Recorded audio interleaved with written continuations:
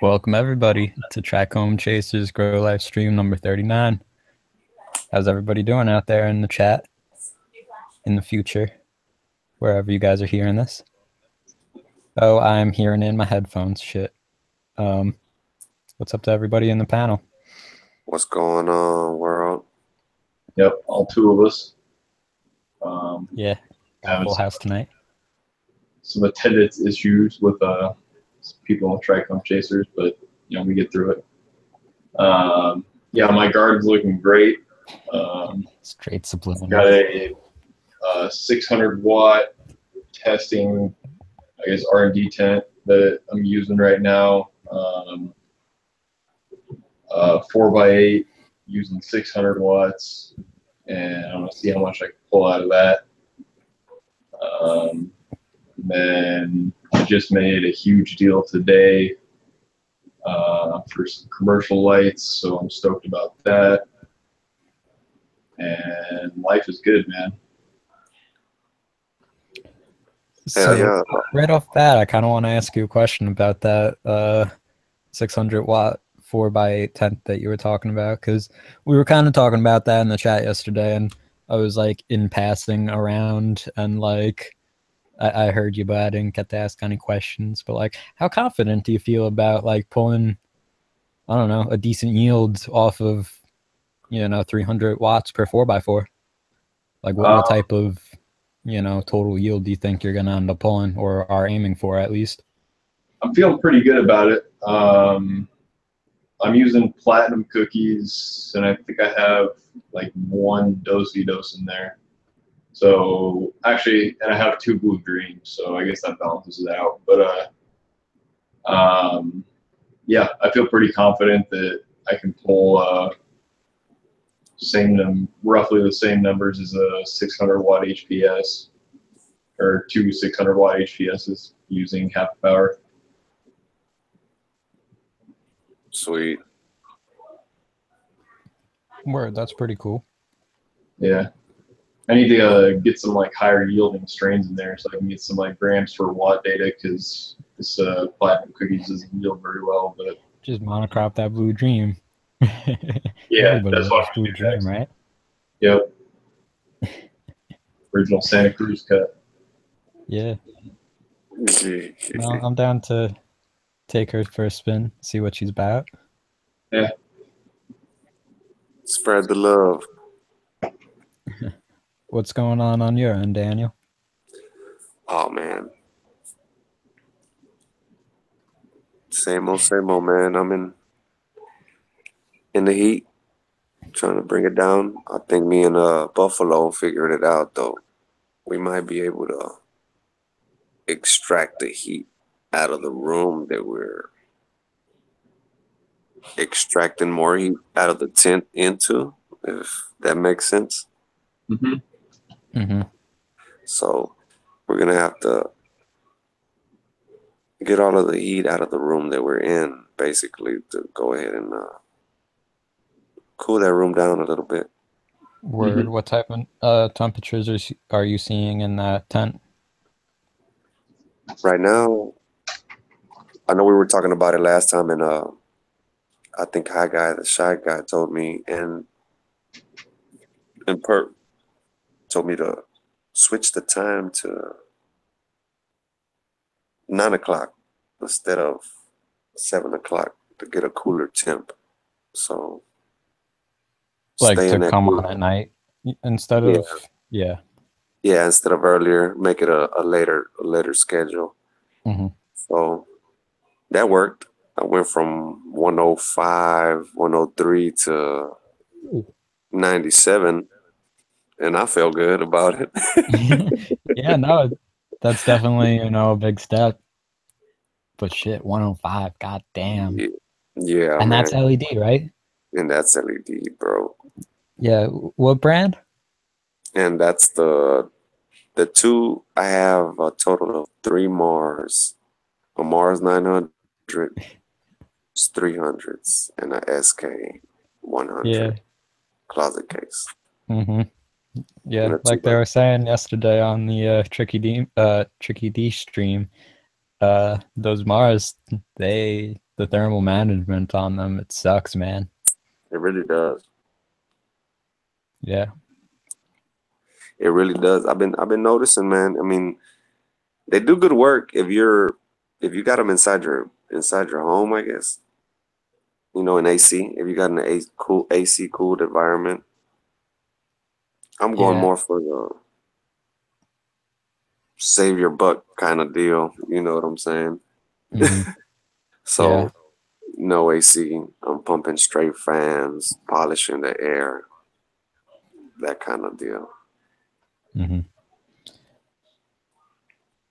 But so far, I mean, I've been watering the shit out of them, keeping them cool as I can, and they've been okay with it. That's good. Yeah. I mean, you got to think, you know, you see fucking all these guys out west and, you know, SoCal especially, but NorCal too. And their temps are hitting anywhere from 105 to 115. Sure, they're taking some stress and they got to be fed, watered constantly and all that. But, you know, it is able to handle it. But yeah, that's definitely higher than I'd want to be ever pushing indoors. Especially indoors, bro. Yeah. I mean, you got to think about it. Outdoors, you got all the other elements. You got wind, you got the rain coming every now and then. So they're getting their share of different, I guess, temps and environments. So they're okay with it. But if you give them a constant beating with heat, I'm scared of the stress, bro, that they would get. Especially like if you're late in flowering. Yeah, that really sucks. So what I've been doing is just watering them daily with 2 quarts. There's 2 and 3 gallon pots, and the other four in 2 gallon and a half. And I've been watering them with 2 quarts pot daily, 2 times a day. And what medium is that? That's soil. Just regular soil? How Yeah. much aeration you got in there? A good portion, or? I mixed it with perlite, and there's Yeah. some. I lay a layer of hydrogen at the bottom.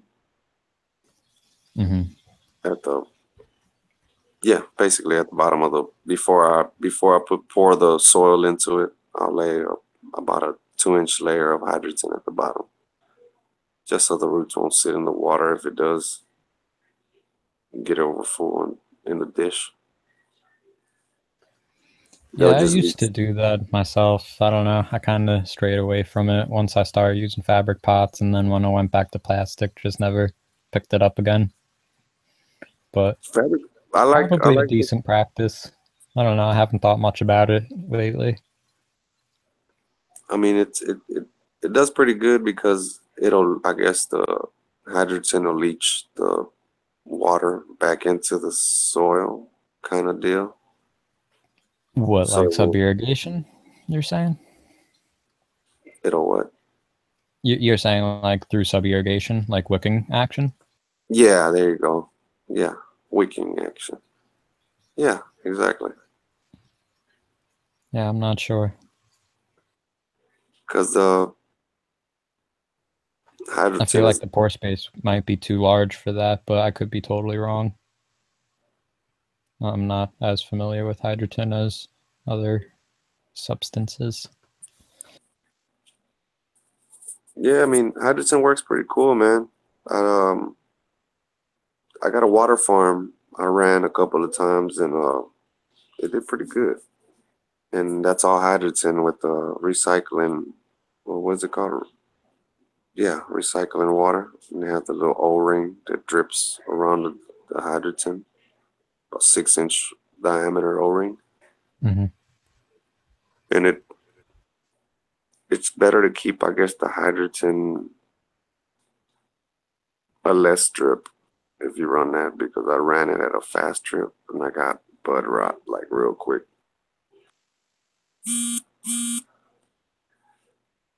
So, Buffalo. What up, Mr. Buffalo? Mr. Beagle?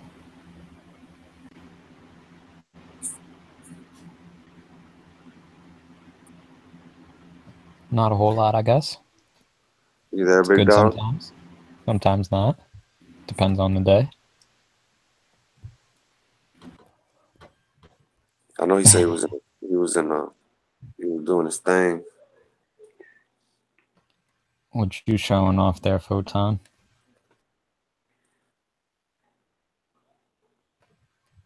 That was nice. Nah, we alone again. Like I said, it's just gonna be me and you for 2 hours. But love it. No, shouts out to chat though. I see everybody up in there. Or growing big Ed, Photon. Oh, fuck you, Photon. Owls and Smoke. Topside and everybody. Tricky D was up there. Shouts out to everybody. Who's in there, bro? I'm sorry. You said Oregon. Who? A little bit of everybody. You know. Shout out to the chat, man. Everybody who's there. I'm sorry, I don't got no computer, y'all. I'm trying to build my shit up. I gotta give me a laptop. I think only like 1 or 2 of us actually rocks off a laptop. The rest of us are on our phones. I have a laptop, but the screen is kind of iffy, so. Kind of punched it and broke it.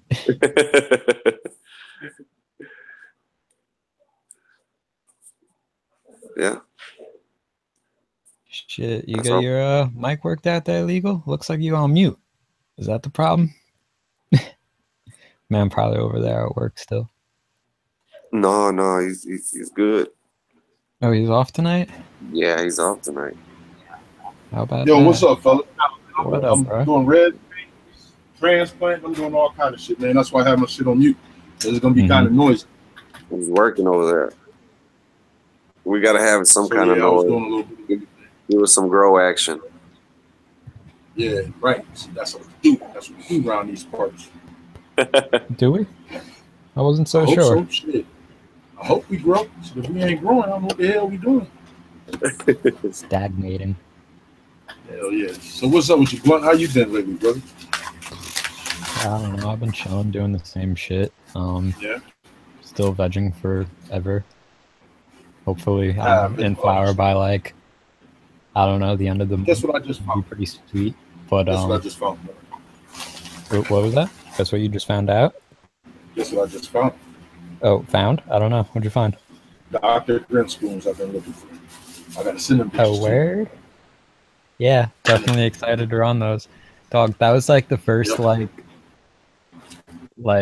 I don't know, one of the strangest plants that I ever saw growing, and like, you know, super sativa, super vine like, and like I saw it scrogged out like one single plant to a full 4x8, and just the way that it grew, it was the wildest thing to ever see. And ever since that, I've always wanted to try that strain. Yeah, because they was telling me they're like popcorn buds. You know what I'm saying? Mm-hmm. You know what I'm saying? Yeah, it's a weird fucking plant. It's very viney. You know, that's like viney, right. Yeah, like I don't know any other word to describe that type of growth. Like, it just, I don't know. And I have one pheno of the Acapulco Gold that like definitely reminds me of that type of structure. It's not quite as viney, but yeah, it definitely reminds me of that. That's awesome, man. So you two guys like sativas? Yeah, I'm definitely a big fan of sativas. That's not to say I'm not a fan of indicas. It's just that I have a much more love-hate relationship with indicas, because I always find it, like, for me, one thing that I always look for in an indica is its ability to actually knock me out, and like, because I have problems actually getting to sleep, and if I find, you know, 1 out of 100 strains that are like indica dominant that actually do it to me, it's rare, you know. But yeah, I definitely am a fan of sativas though. Cool, I'm man. not afraid to run some shit 16, 18, 20 weeks. Right. Perfect. Because that's what I was just gonna tell y'all. Like, man, I'm having an issue with that, man. Have you? How many? Okay, let me correct it. Let me get the question right. When you ran a sativa strain, how long did it take for it to initiate actual flower after you flip it? For pure sativas, I mean, you start to see like little pre-flowers and shit within, you know, pretty close, little bit longer than the normal timeline, you know. Like flower set is definitely slightly a bit behind indicas, but like it's just that it's a slower like maturation. So like by the time that you're at, you know, week 8, it might look like you're at week 3 or 4 of a normal indica or polyhybrid type strain that you would most likely see growing. Okay. Well, I'm fine then. Yeah, no, it just takes more time, you know. Yeah, I've really been. Because like you'll get to, you know, week 12 and you'll still be seeing white pistils popping out, and some people would be either freaking out or chopping at that point just because it's been 12 weeks. Fuck this, you know. Fuck yeah. But I don't know. You definitely get a different quality out of the smoke when you take it to the full term. Man, what? I'm telling you, I've been playing around with this thing for 3 years, man, and it's crazy. I've just seen it do different things at different times, and it always plays out to be some dank ass shit. Mm-hmm. Yeah. And it always does take about 75 to 85 days to finish. Yeah, at the least. Like that's for, you know, hybrid sativas, you know, sativa dominant hybrids type shit. Like true sativas, you're going to be going anywhere from 16 to 26 weeks, which 16 is, I don't know, 120 days or so. Yeah, hell yeah. So, and 26 weeks is a full half year, you know. But like even like the qualities that you get out of those sativa dominant hybrids, you know, some of them might go 12, 14, 16 weeks even, but like the qualities that you get out of those are completely incomparable to what you get out of that 8-week strain. Yeah, man, because I noticed that the high is brutal, bro. Yeah, you could definitely find a lot more trippy or like racy highs in the sativas. Yeah, racy and trippy. Yeah, like really trippy. So okay, I'm fine, man. I was hoping for somebody to say something good about the situation I had going on. Yeah, no, you good. Okay, hell yeah.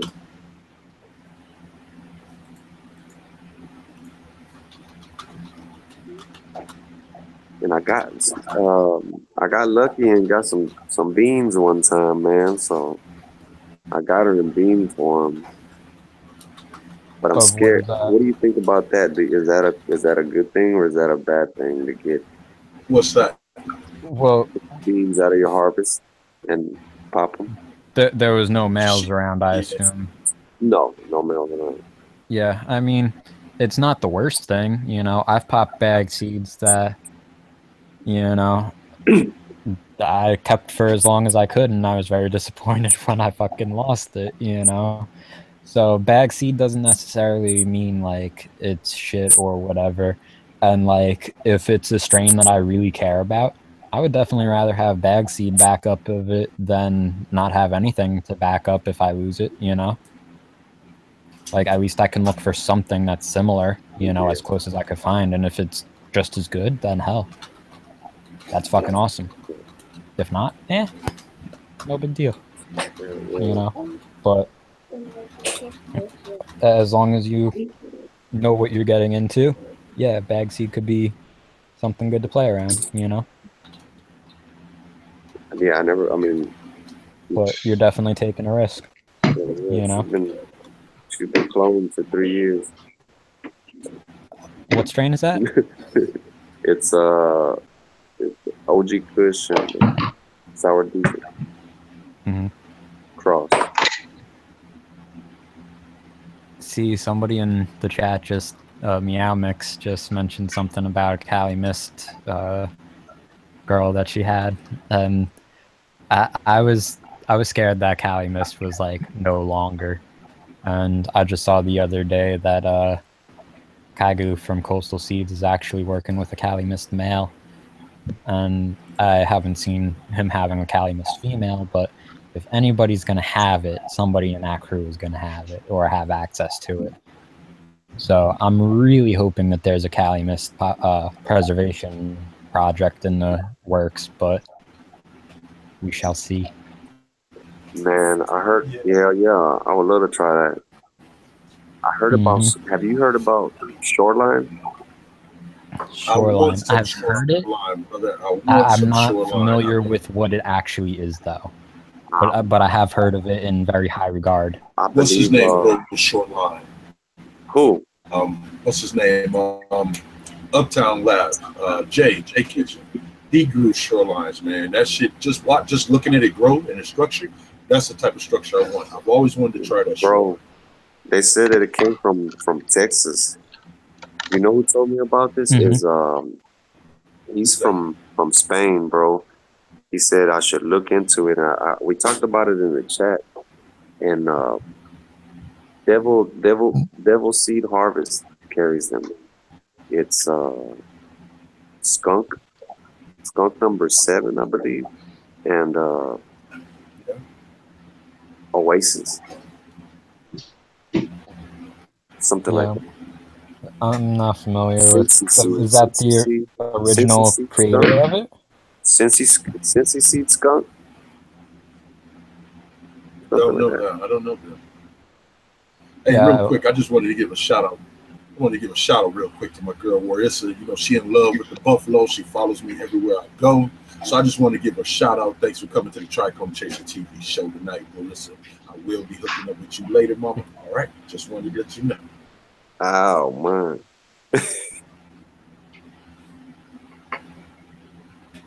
Nah, she good people though. I like messing with her. But now, what was you saying about the skunk? Yeah, that Shoreline, man. They say it's some dank, it's some fire. Yeah, I'm down to try any of those old clone onlys. Yeah, and it's an old strain, they say. So.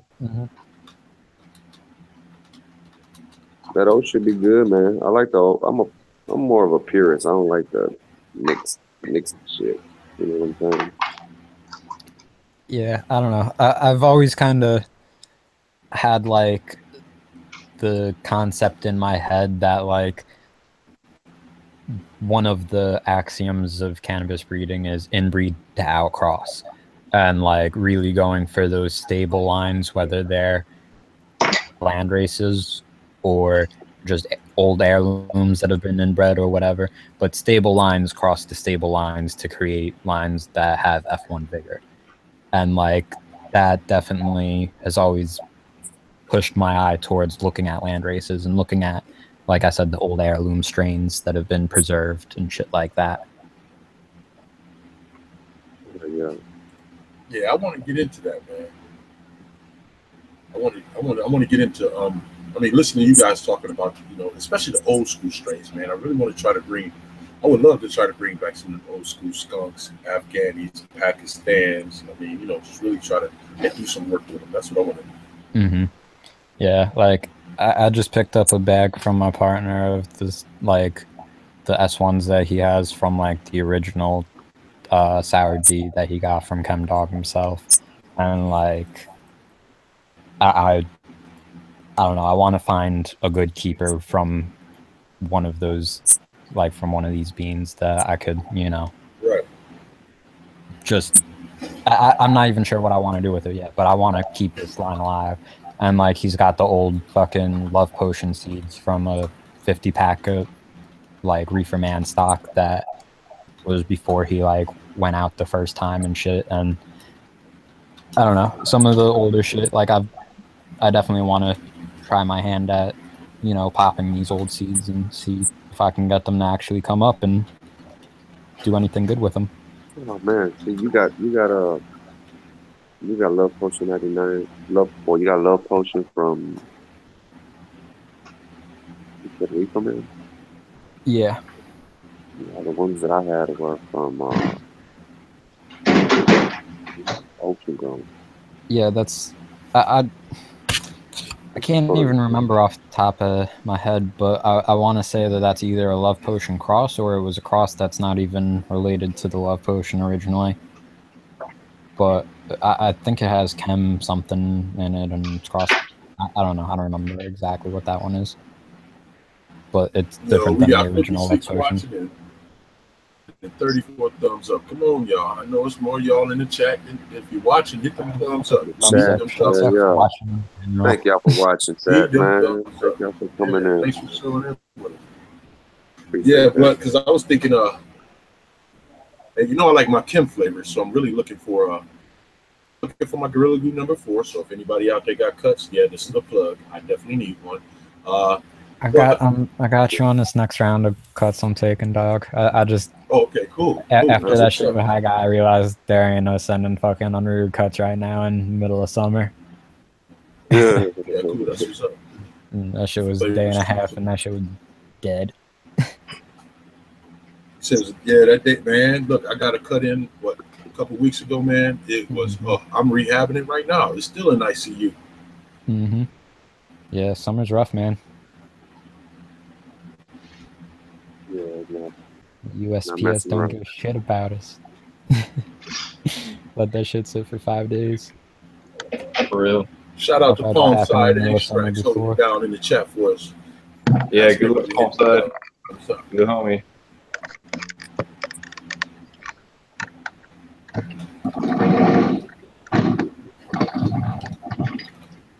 So what you got going on over there in the garden? Well, I just kind of showed you guys my garden not that long ago, but I got this garden too. Oh, my camera's going to turn all the way that way.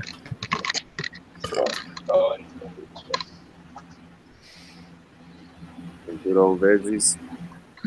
Yeah, got my vegetable garden going strong. I'm using about 150 watts. How many units you pull off that, man? What's that? How many units you pull off that, man? Actually, dude, this bottom right, I had it fucking dialed in last fall, and I was pulling 4 pounds every 2 weeks of romaine out of there. 4 units. Bruh. Pulling weight, bruh. I honestly couldn't believe how fast that shit was growing. Yeah. You could like start a restaurant based around your lights. Yeah, actually, my roommate just moved out and is starting a yoga studio / restaurant, vegan restaurant, and I'm gonna learn how to grow organic and start selling to them. Love it. Yep. That's funny. Yeah. Hey, the fucking lights don't just grow cannabis; they grow vegetables too, man. Yeah, man, I think fucking grow the shit out of vegetables. So, stackable. Fucking everybody. Like that shit's great for vertical farming. Yeah. That's really what I like envisioned when I first thought of this, was like having the boards really low to the plants and growing, you know, like spinach. I guess how they do, I think in China or Japan or something like that, you know, have the vertical farming. See, I wonder if there's going to be like vertical cannabis farms just doing like SOG type styles where it's, you know, one cola, you know, a 12-inch cola or whatever, and that's the entire canopy, and every 2 feet is a fucking tray. Yeah. And you could stack 10 trays, or, you know. Yeah, I bet we'll get there. The problem in Washington is that you're limited by canopy square feet. So that's dumb. Yeah, and it's like I asked them too about the stacking it. I was like, well, technically this is only, 32 square feet, but you have 3 4x8 trays stacked up, so it's 96 square feet. And they're like, yeah, they charge us the full 96 square feet for that. That's they can't really game the system that way. I did see this one guy. I used to follow him on Instagram, on my old Instagram that I deleted. That this guy had like 25-foot ceilings in a warehouse, and he had 20-foot walls of cannabis with 1,000-watt HPSs just hung in between the aisles. Mm-hmm. And the cannabis would grow sideways, so he'd have like trellises to kind of keep the colas growing sideways, but they grew sideways straight into that, and I've never seen there's nobody out there that's touching that guy in like pounds per square foot, as far as his facility goes. Yeah, I've never seen that. I've seen like Tim Wilson used to do a stadium style where he, had the wall set up just like that, but he also had plants underneath and just had, it was probably 8 feet tall or whatever at the most. And he just had the 1 or 2 bulbs hanging in the middle or whatever, but nothing like what you just described. That's crazy though. It almost kind of reminds me of like the Canadian style, Remo style, where it's like all in garbage bags and it's all about vertical height and shit like that. Mm-hmm. Yeah.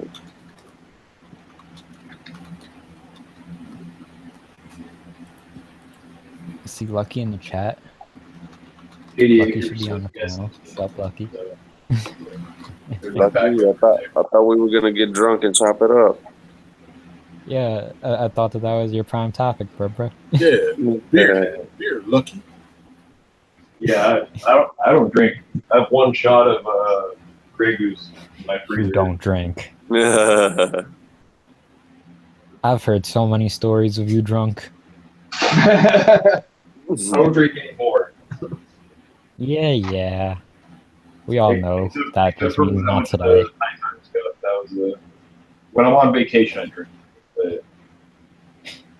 I don't drink anymore, just means I haven't drank today. I'm seriously, I think I've only drank 3 or 4 times over the last 2.5 years, since 2015. Since my 20s.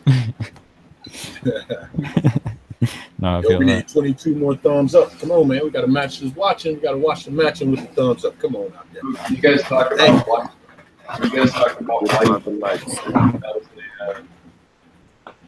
That was a question in the chat, and I totally missed what you said. Somebody was making noise. Yeah, that was me.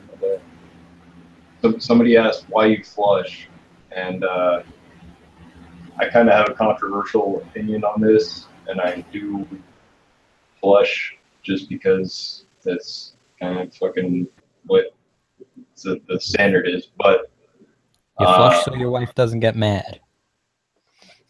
Okay, or that. I got it.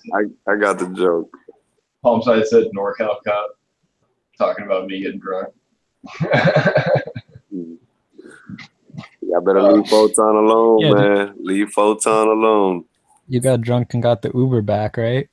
Was that what happened? Yeah. And then I fucking puked in the master bedroom of the Airbnb we rented. Oh, God. Like in the morning. Woke up, didn't even make it to the toilet. Good thing they had fucking hardwood floors.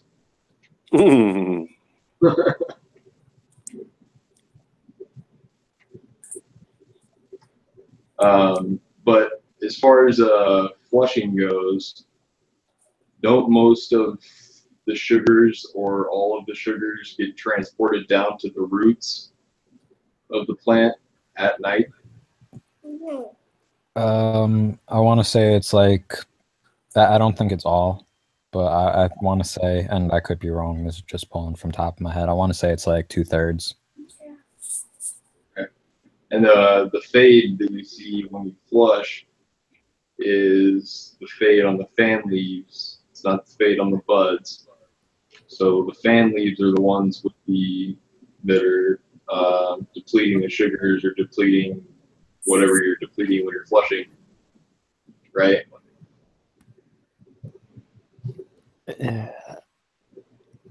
I don't know. To me, the point of flushing is to remove salts from the medium so that there's no excess fertilizer uptake in the last few weeks, so there's no excessive amounts of fertilizer within the bud that's still,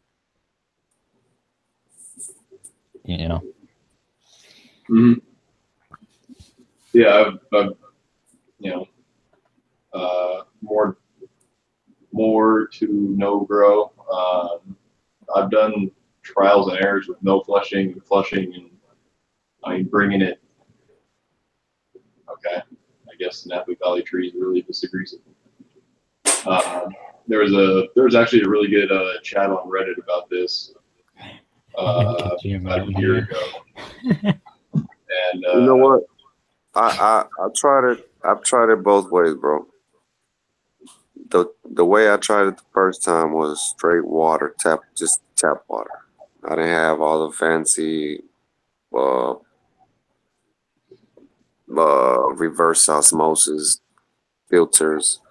I didn't have any money for the cleans or the tox, all the other chemicals to flush the stuff out. I had straight tap water. Check the ppms on the tap water. It was running like at 120. That was low enough for me. I was running my nutrients at 1200, dropped them down to maybe 350 after a 2 weeks flush. Ran them another week, dropped them down to 120, which was my tap water. I knew I couldn't go any further on the ppm, so I left it at that. Let them dry it out. Got a good fade on them. Set them for 2 days in darkness, and got a real good fade from them just trying out. You know, that last week with no water or anything, and just let them, I guess, dry on the stick, bro, before I even chopped it. Yeah, I do. I've heard of people doing that. It's to an extent that you could do that though. Like if you let it go too long, it'll start to like actually degrade the quality of the. Yeah. Yeah, definitely. I think there's merits to flushing. I just think that a lot of people flush for too long, and that really like hurts your yields. Like you've been training this plant since it was a clone or a seed, like a star athlete. You know what I mean? You've been giving it all your attention, and then right before the bodybuilding competition, you stop giving it nutrients, you stop training it. That just I don't know, just doesn't make sense to me. But you go back to trying to get all of the I don't know, bro. I guess the chemicals or whatever. It's kind of a hard conversation for me to have, at least because like I am coming from the organic side of it, and like, somebody in chat asked, would you suggest using RO to during finish week? And like that's a weird question for me to personally address, because I feed right to finish. I feed my my fermented fruit juice. I feed my lactobacillus, and I feed my oriental herbal nutrients right to finish. Yeah. No problems. That's what I wanted to get into too, man. That's a good.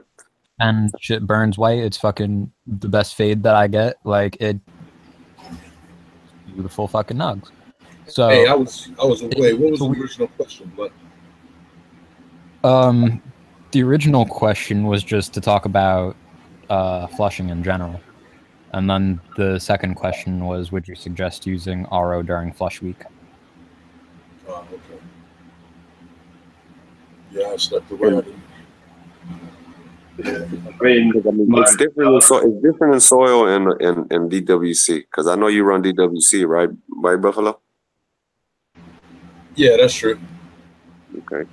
And like you were, and you run organics, Blunt. So yeah, and medium definitely has a huge thing to play with it. Like, you know, the difference in cation exchange and anion exchange, and all of that. Like, the soil holds so much more nutrients bound within the soil than rock wool or cocoa would. You know, pure cocoa by itself. Yeah. So it's all on the plant that's doing its own, taking its own nutrients and not needing to flush because it's eating the way it needs to eat before it dies. Yeah. Well, I guess DC Farmer has said it best, man. He said the plant is going to take what it needs when it needs it. So when it gets, I mean, think about it. I mean, okay, let's think about it. No.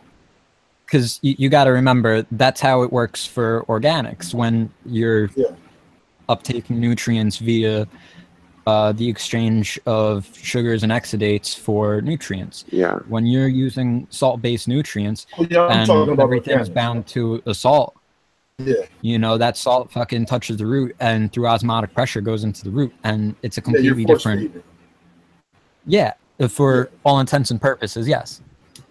Yeah, no, I was talking about organic wise. I wasn't talking. I know with newts, that's the reason why we flush when we use bottled newts. That's the reason why we flush. But I was talking about organic wise. You know, DC was saying, because you know he grows organic. He said no-till. That's the way I look at it. That way, is, I mean, if you look out in nature, what happens in the fall? Leaves start turning, trees start. You know what I mean? So the trees stop taking up so many of certain different types of nutrients that it takes from the ground. That's the way I look at it when we're talking about organic wise growth. Yep.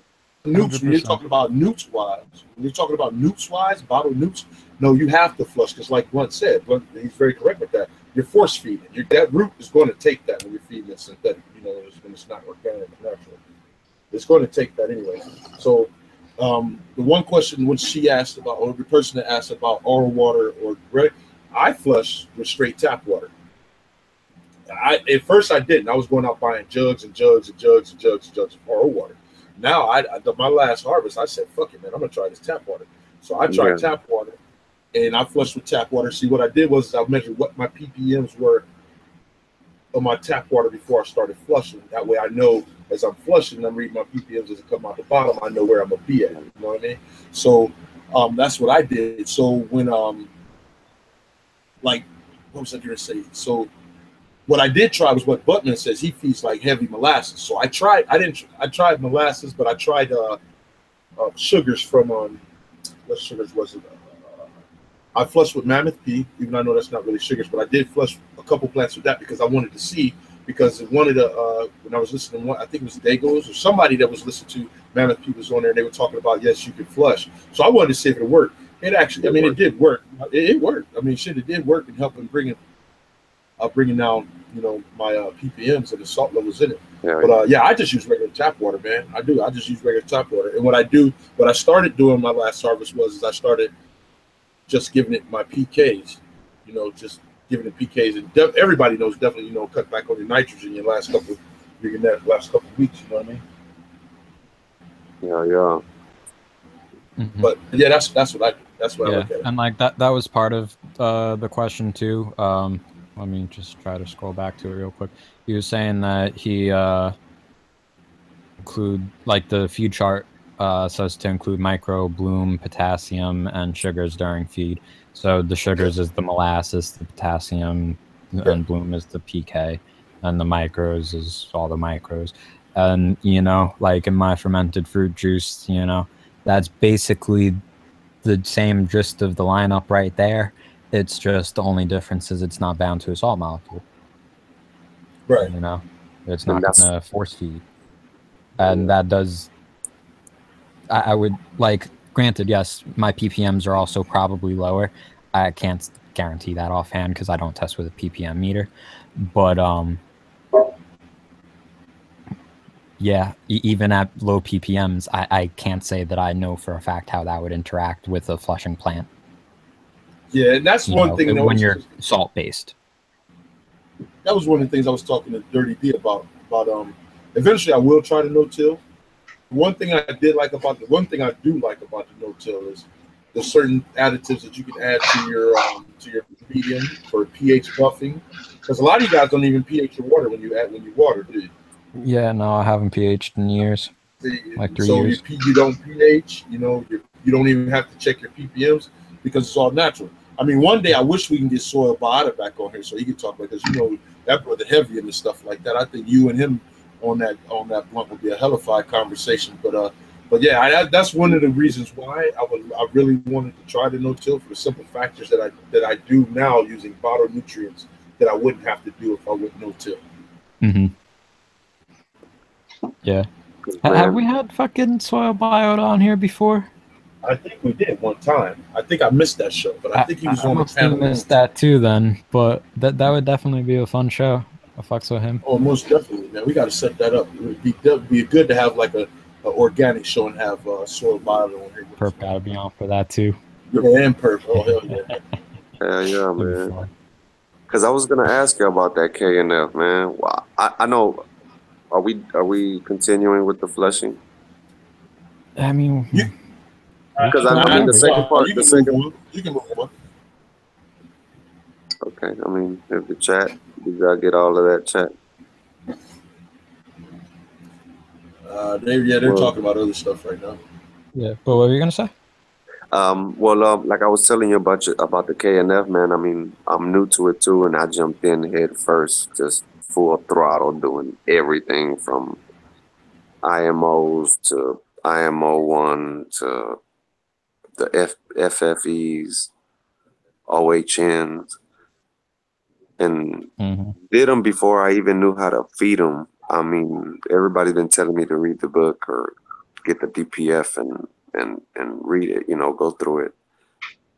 But it's not telling me what I need to know on the basis of, I believe, cannabis. How would you feed it? As far as there is a slight difference between like the traditional like recipes and what is actually being applied for like cannabis by most people. Yes. But at the same time, there are a lot of crossover similarities. So if I could find it real quick, I'm gonna pull up the feeding chart that is given by Master Cho and because I wanna give a shout out to the guys that that was supporting me when I started it, which was Grandma's Boy, Last World. The World Last Hope. Shouts out to him for sure. He's a homie. He's I mean, he helps out and doesn't. I didn't even. He's a cool dude. I like him. Yeah, him and the Nature Farm and Borealis Dank, like a few of them, like they really have been called the pioneers of Korean natural farming for cannabis. And like they've been doing it, 5 years, 6 years now, and they've really been pointing the different recipes and making it work for what we need it to work for. Hell yeah, because I've been trying to get it down to with that OHN. I know you're supposed to. That's what it's for, but like, how do you go about it? Like, do you give it one before the other? Do you mix them all together? Do you give it more than the other? What's the regimen, bro? Give me the good. Essentially, if my screen share is working right now, I should have up on my screen the hell yeah, the ratios for 1 gallon of water. So, for instance, it'll show here 4 millimeters per gallon for the Oriental Herbal Nutrients, 8 mils per gallon for FPJs, the labs at 4 mils, the WCP, the water soluble phosphorus. That should be water soluble calcium phosphorus, I think. I hope the screen. Oh yeah, WCP, yeah. Okay. What now? I hope the chat is screenshot because I am. Yeah. I might be able to post a link to in the description afterwards. I have to see if I can find it online real quick. Hell yeah. But yeah, it's definitely worth saving someplace.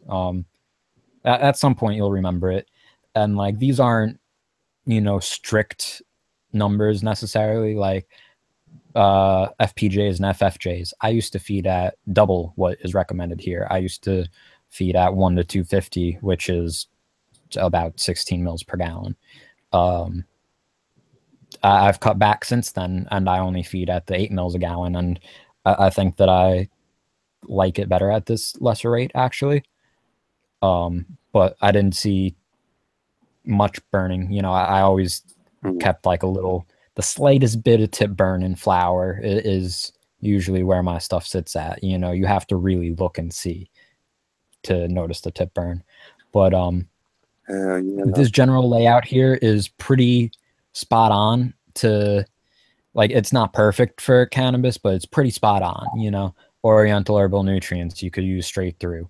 The brown rice vinegar use up until, you know, just before your flush, which is the enhanced ripening stage in here. The FPJ, you know, use up until the beginning of flower. The FFJ really should be, I personally do it from just before the flip to the end of flower. Lab, I do during growth, and then I mostly go to BIM during the end of veg and into flower, and then come back with the labs again at the end of flower. FFA, fermented fish amino acids, is 4 mils a gallon through veg, and you could do it right into flour as long as you have the right fish base. So like they'll use the salmon for flour and more nitrogen heavy fish for the veg. Water soluble calcium phosphorus, you know, during this Cho seed soak is one part, and then during flip you use it. The water soluble calcium you use whenever you need calcium, really. But yeah, I mean, it's pretty simple.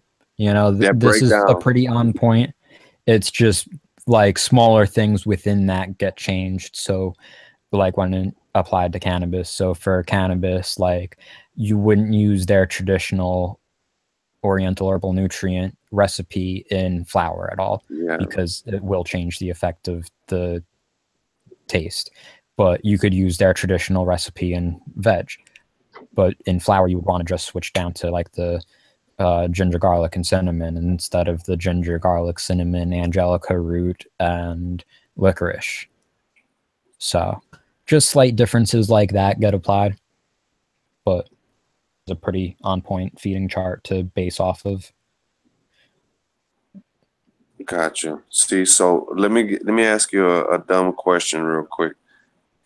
FPJ and FFJ, what's the difference between both of those?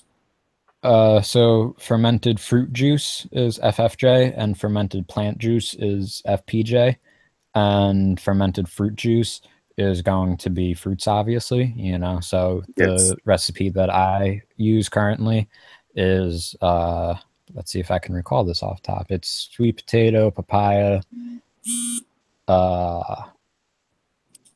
squash, and pumpkin, and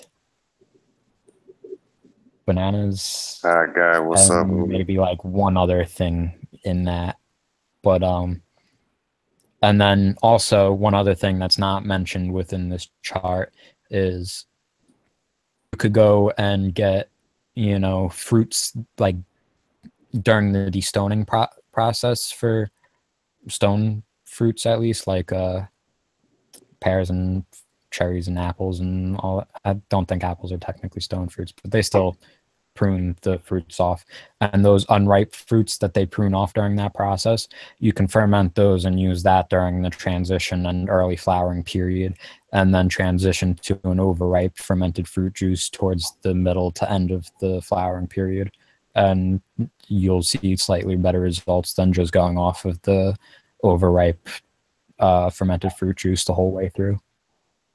Cool, man. So the FPJ is the plant nutrition would be like the dandelions and the angelic, which you were saying. Let me see if I could find it real quick. I have somewhere on fucking things the recipe that I actually follow. I'm gonna pick you the shit out your brain because I need to find out how to use, because I have like 8 jars going, bro, and I don't even. and so it's this is the recipe here that I try to follow for veg, and this shouts out to Nature Farm. This comes directly from him.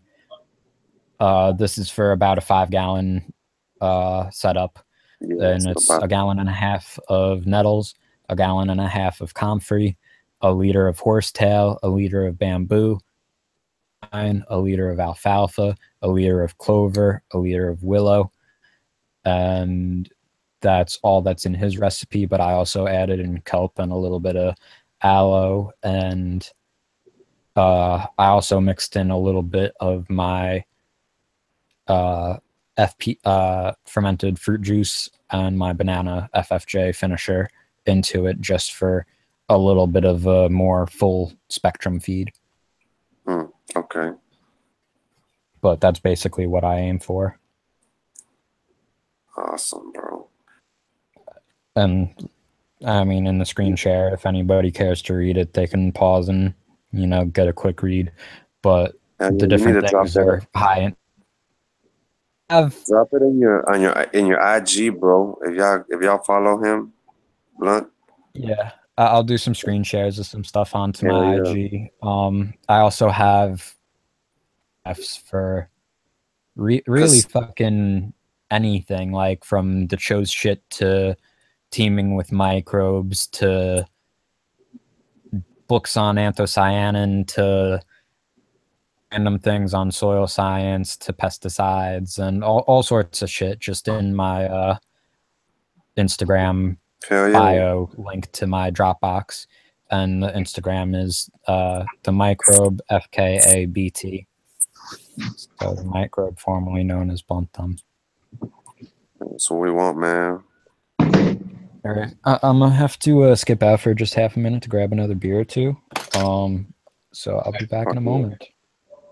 Yeah, we really do need some midget strippers on the show. I think that really boosts our viewer. Only with Loki here, though.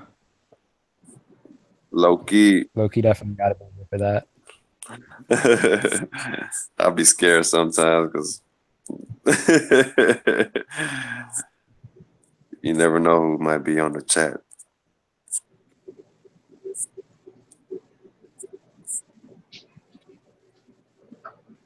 Photon, what you got over there?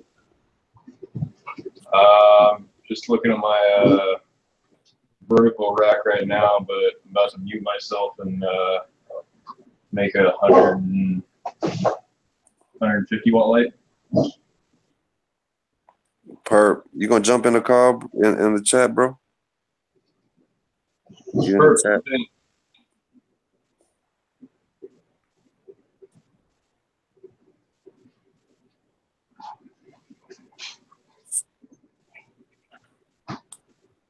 Buffalo, you still working, bro? Rest change. Let them know. Let them know about the 1, 2, 3 jacks. Put them on it. They sleeping on it, bro. Somebody tried to. You talk about the nutrients jacks? Yes, sir. Yeah, one of my buddies told me about that a while back, and like if you order it from Jack's, it's actually really cheap. And this guy does DWC, or maybe he does Rockwool, but I mean his plants are fucking enormous. They cover up a whole 4x4. I don't know how long veg is for, but the dude grows fucking really good weed with Jack's nutrients. I use General Hydroponics 4 line, the 3-part series, but I'm thinking about switching over to Jack's. Hi, Guy. Hell yeah, man! I'm telling you that shout out to Big Bud Lover, man. He just had a fucking aneurysm in his heart or something like that, or a stroke. So he's doing a lot better, man. Y'all check out his page. Y'all wish him well. And I know he's doing a lot better because he jumped on my page and was liking a lot of the pics and shit. So shout out to him, man. He put me on the damn 1, 2, 3 jacks. And he said you can't fail with that one, bro. Check out Buffalo's page. He's killing that shit right now.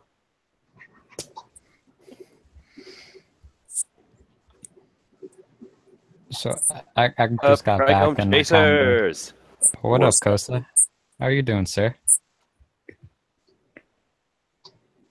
Doing from a nap, actually. How's everybody? You sound nice and energized. I'm That's chilling. good news. I am, good man. News. Some good news. Hell yeah. But I don't know where the conversation kind of drifted to while I was gone. But while I was gone, I thought of like just the general thing, like you being new to KNF and kind of just jumping into it full force the way you did. And like I know High Guy is another good example of that. But like it's not as scary as a lot of people like to make it be. You know, it's literally one of the simplest things you could do. Hell yeah. I could teach this to a first grader and they would pick it up faster than a 30-year salt grower would, just because way too much. They scare themselves by overthinking it. And they sit there debating, do I need a plastic box or do I need this wood box like the manual says? Do I need brown sugar like that, like some people say, or do I need this golden sea sugar, or can I use white sugar? Does it really fucking matter? Just do it. Man, I jumped in head first with what I had in the kitchen right then and there. I mean, and everything I did, I had like, when I did the rice wash, I let it sit for 48 hours. I know that was too long. It said only leave it for, I think, like 14 hours or 16 hours.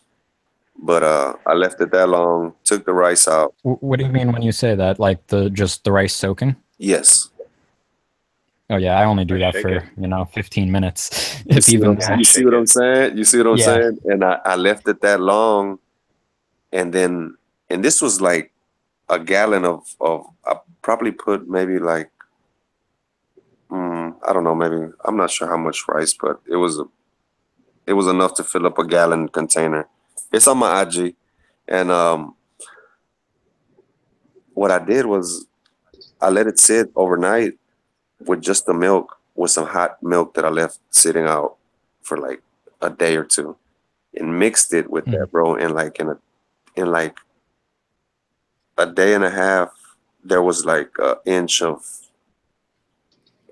cheese at the top. I don't think it was, the kind of cheese like you guys are making that is nice and clean, but it was. I mean, that's how I fucking make the cheese, though. Yeah, you know, make it through the process of the normal lab shit. It's the same, like it separates the lab and the whey and the curd, and it's curd. You could process it into cheese. And yeah, man, it did that fast, and that was only from leaving it. Like I told you, I did it for leaving the rice in there for like 48 hours. Yeah.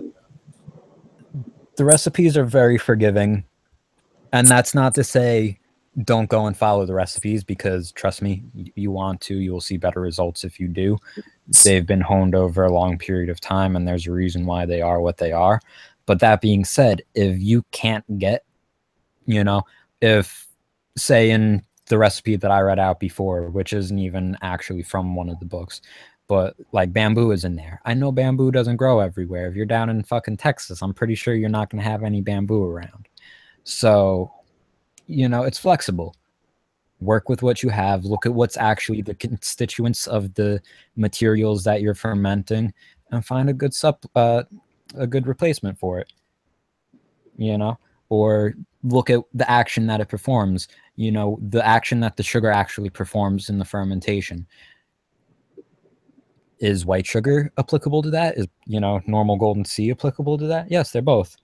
They'll both work. Is one better than the other? Yeah, probably a little bit, but how much better? Not better enough to make it where, you know, the one that's not as good isn't gonna fucking work the way it's supposed to. If that makes sense. That was bad wording and all, but y'all get it. No, it totally does. And I think that's of KNF is that you can do it no matter where you live, like you were just saying. Like, I'm up in the mountains, I can in the city, they're able to do it.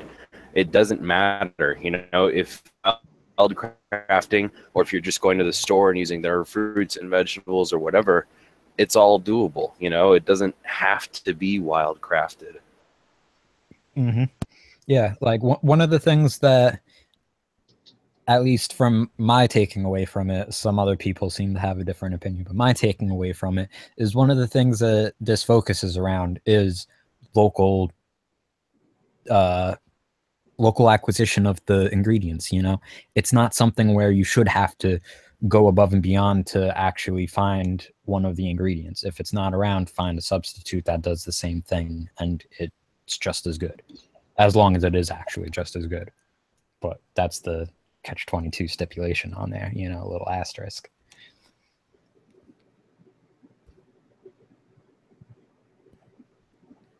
But there's 1,000 ways to skin a cat, and then some, probably. But yeah, Doubt is just get out and do it. Yeah. I mean, dude, Blunt, it seems so intimidating for people, but man, it's not. I jumped too. I was just, you know, dude, but yeah, it seemed very intimidating for me, but then I watched a couple guys on YouTube, or so I learned better by seeing things rather than just reading it. And I had questions. That really helped me out. You know, seeing someone else doing it and simple, they made it right in front of my eyes. That nail in the coffin, man. I was sold. Yeah. And that's the thing. And like, depending on how much effort you feel like putting in, you could find hours and hours of KNF presentations on everything from the constituents of the ingredients and why they work the way that they do to the processes of actually how to make them. And it's just how much time do you feel like putting in to watch that? You know, some people don't need to put in that time and can just read that PDF and go right into it. Other people read the PDF and they get scared, you know? So, but on the other side of it, seeing people like the Nature Farm or World's Last Hope or whoever actually implement it and seeing the quality that they receive from it in and of itself is something that is enough to spark people to go and put in that time to figure out how to actually do it. Or at least it was in my case. And I don't know. I assume I'm not the only one in that situation. Hell yeah. Like I told you, I jumped in head first, man. And I did it with whatever I had closest to me.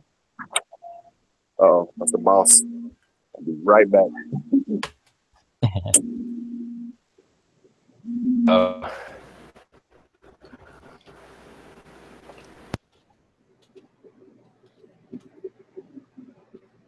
Yeah, I'm not sure, but I have a good feeling that my ferment collection would probably beat out yours, Hi Guy.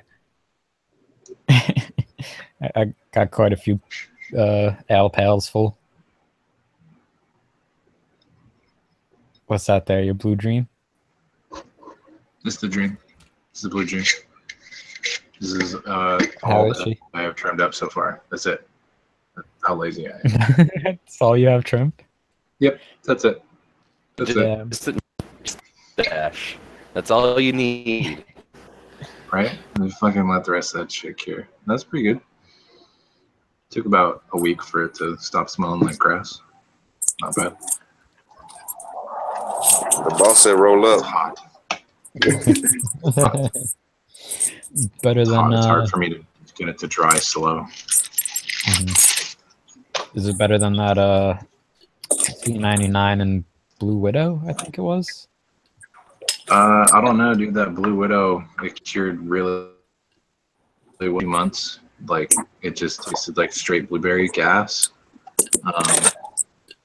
So I mean, I'm gonna save some of this for sure, but I mean, it kind of has like that pungent like sting in the nostril, but other than that, it just smells good. Nothing to write home about, like, and say this is nuts. Just smells good. I'm jelly. Thanks, yourself.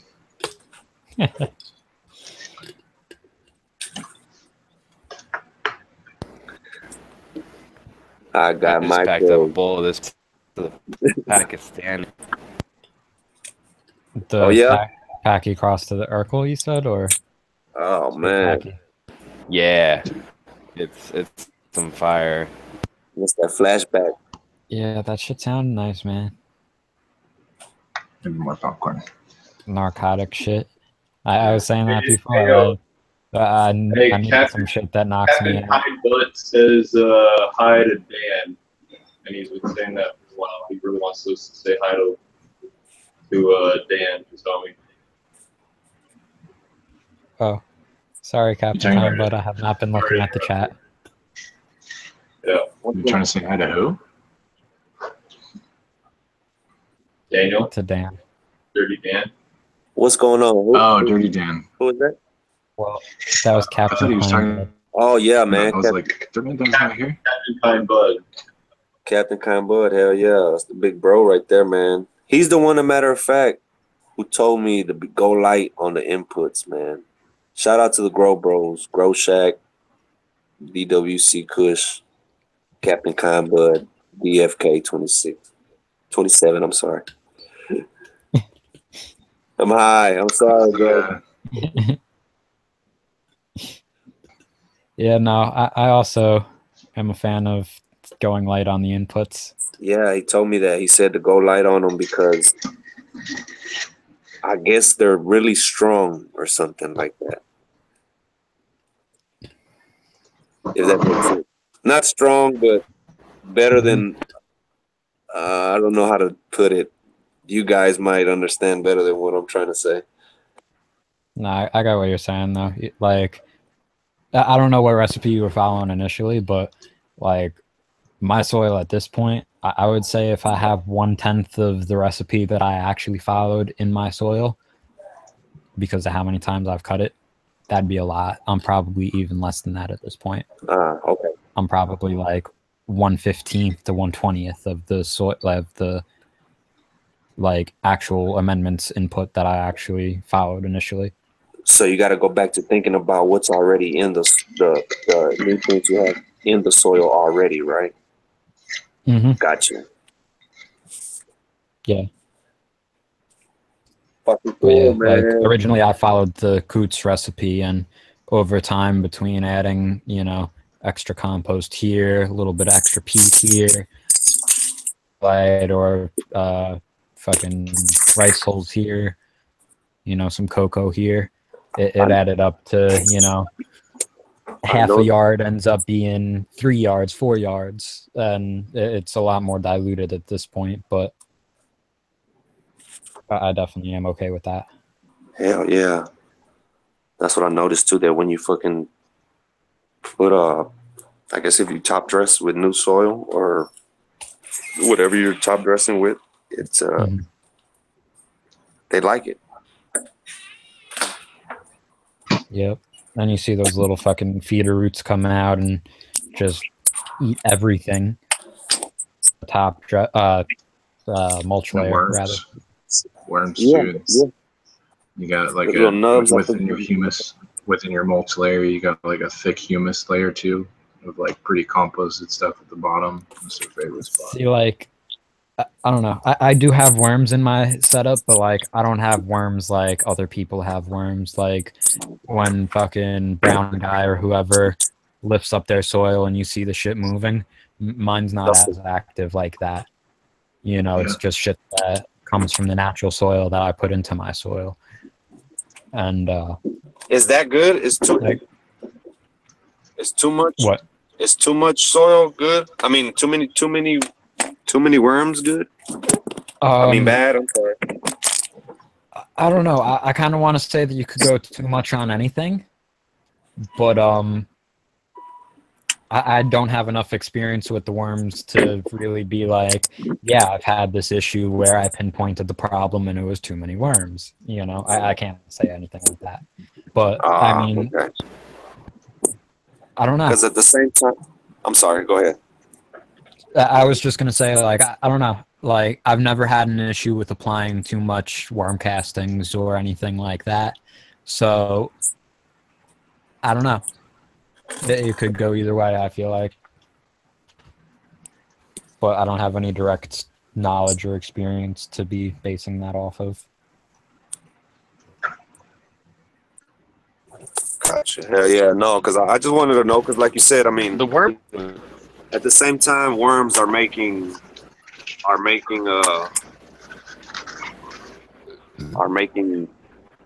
the castings, right? So that's making up for the, I guess, the aeration that they're making as well. Well, no. What are you saying? Like the movement of the worms creating aeration is balanced out in the recipe by the castings that they produce to keep that 1-to-1-to-1 ratio. Yeah, because I mean they're eating the soil, correct? Not really. No, they more so eat microbes. And If they have food, like, they'd rather they eat do. the food. They do Than eat a eat, little like, bit straight of cocoa. like decomposed leaf matter and stuff, but only things that are pre-processed by other microbes. They're not going to be feeding directly on a raw leaf as soon as it falls, type of shit. Yeah. See, that's badass, huh? Because that's what I was saying. Like, so they're eating it, and at the same time they're pooping the good shit out and making up for what they're eating, right? Well, yeah, it's the predator-prey cycle essentially. It's fucking cool. These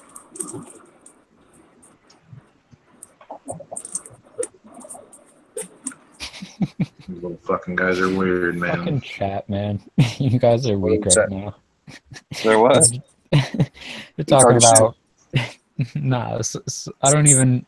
Perp said some dumb shit before about how he was kidding. He said that he selects for PM susceptible strains, and like they've just been kidding about that type of shit lately, like washing buds and PM and russet mites and all that. Oh, All that fun stuff that nobody wants to deal with. Upper midlife, bro. Yeah, be younger. The more PM, No the doubt, fucking bro. higher the mids you have, bro. You don't want Why to get ain't Perp on here? We'll kick your ass out of upper mids. Right? See, I'm smoking on the middly mids right now. I ain't You said even the on the middly upper mids mids? right now. And by the way, the upper Yeah. mids, I We're smoking a solid C minus. had it on my chest. when you gonna let me post it on IG, man? I got Once I get the shirts made. So Blood upper has the C mids. minus, but they were supposed to give me the quote for the shirt today, but the lady that was doing it was out sick. But I'm getting upper mids shirts and hats made. I'm just trying to give you a promotion, man. Yeah, I know. I just want to wait for it.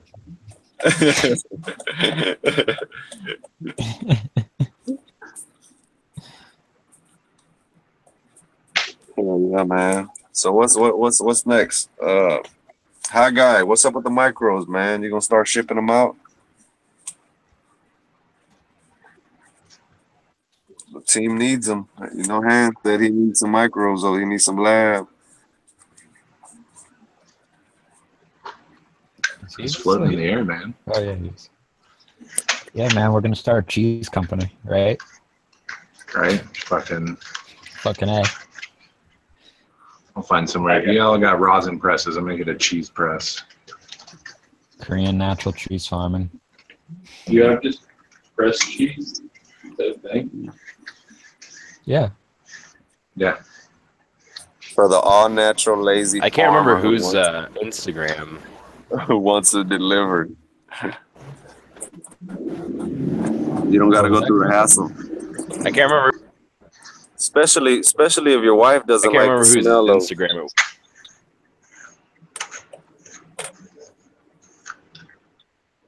Okay, ready, set, go.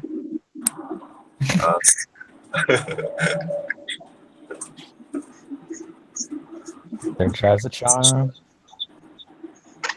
Oh, speaking of which, I need to see if the drop fucking happened.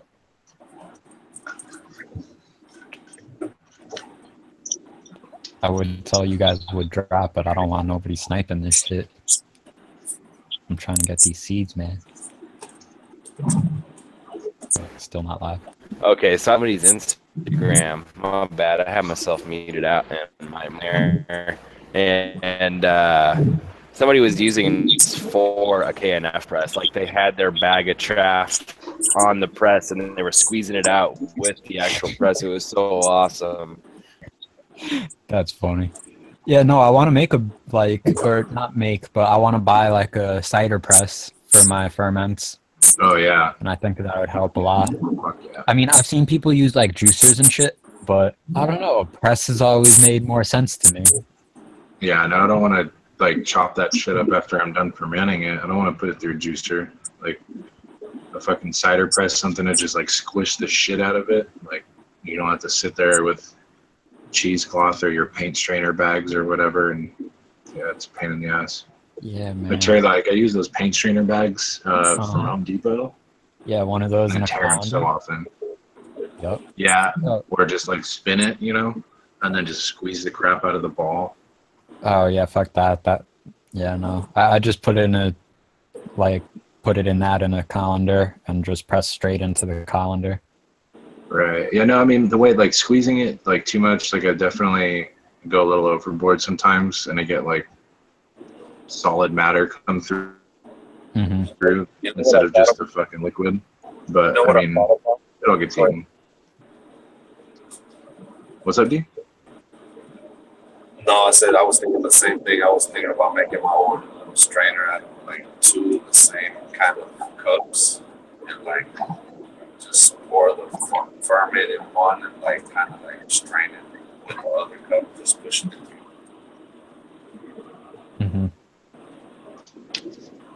I don't know, because I'm gonna have to get doing that pretty soon. As I'm listening to you guys. I gotta get some ideas going.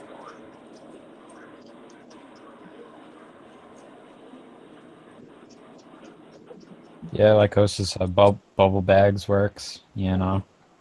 There's a bunch of different ways to do it. Oh, yeah, I just don't have bubble bags. But yeah, having that like micron screen for sure, that low micron screen. I just feel like that would take a while to drain. It's actually not that bad. I use a 25 micron for most of my strains, and it just goes right. Do you squeeze it afterwards, like your ferments? Oh man, I squeeze the fuck out of them. I make sure to get all the liquid out as best I can, you know. I squeeze the piss out of them, man. Fuck yeah, dude. That's what I'm telling you, that cider press idea is a great idea. I just don't fucking have anywhere to put it. Yeah. Yeah, no, definitely getting a press sometime within the next year. That'll definitely help a lot. Speed things up, especially because I'm probably going to be doing a lot bigger batches coming up as compared to what I'm used to doing. Which is funny because compared to some people, I do pretty big batches already. Yeah, you do. You have fucking you do your batches in brewing buckets, bro. Like you do my shit in mason. Yeah, I do 5-gallon batches at a time. No, I'm just fucking with you, bro. I forgot what I was gonna say. Oh no, my crutch fell out. Piece of shit. Potato ricer, that's hella small, bro.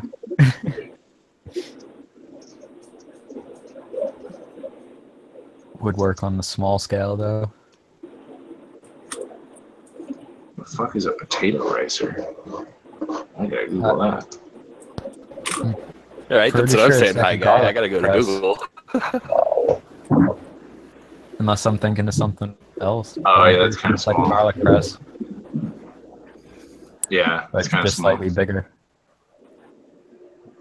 Yeah, definitely same concept. I just want one that's like, you know, like oh, same concept, but like when you're crushing aluminum cans, you know, and that thing that you mount to the wall. Yeah, bro, just like squeeze all the goodness out.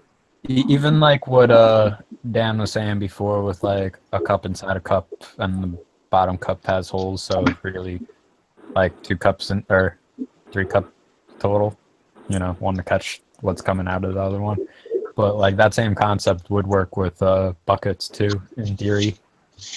You know, it's just a matter of getting it like a fine enough mesh screen in the bottom of that, and then whatever drilled holes underneath that, and working it like that. Right. But that would work for a little ghetto press that, you know, you could keep off in the corner somewhere, and it doesn't take up much room. Shit, we should just conceptualize it one night. Fucking figure it out. That's our product, everybody. It'll be the KNF fermented plant juice squeezer thing. It's gonna be literally called that, the squeezer thing. Yep. So remember that. It's just called Two Brothers. It's just called Two Brothers. See in a circle.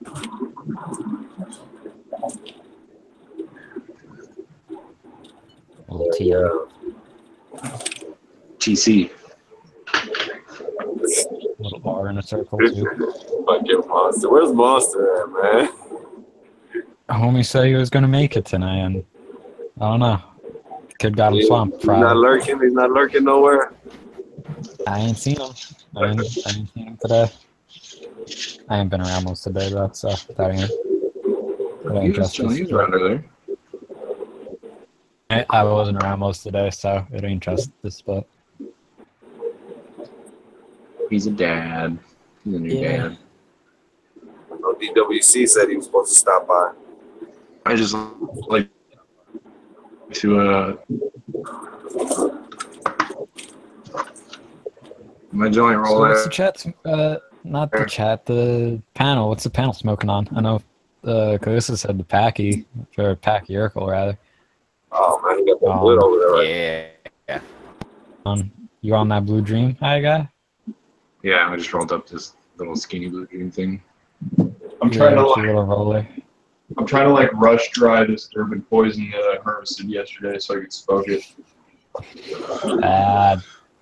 Not worth it. Yeah. No, man. When you're smoking this, we've been smoking this shit for fucking almost 2 months. Yeah, dog, I feel you. I'm smoking scraps from last year's outdoors, so yeah, I feel you. I ain't flowered since fucking. I pulled my last harvest in February, I think. So it's been a minute since I've harvested. Fucking, what is this? This is Cookies form cut cross to Purple Urkel back cross. nice. Which was just GDP cross back to Purple Urkel. Homie made it. Some pretty good stuff. It wasn't the most stable though, so we ended up chucking it. But it was some good smoke. Definitely some good smoke. But you know, at the end of a quarter pound or something, you have 10 seeds or something like that, 20 seeds. So it was like, yeah, you're getting out of here. Right back. I don't know what you're talking about.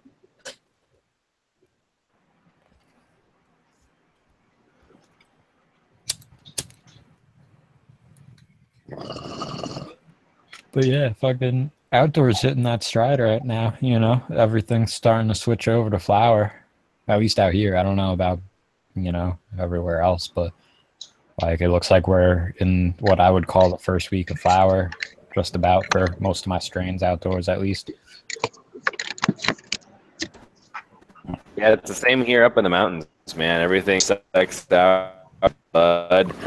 All my Groots Fruits clones are starting to show those little pre-buds. My from seed plants are all sexed out now. So it's final countdown, so to speak. Yeah, I got a few males outside right now that are, you know, definitely full flower. They're, you know, week 2.5 type shit, and you know, full nut sacks on formation, just starting to drop the first few pollen sacks.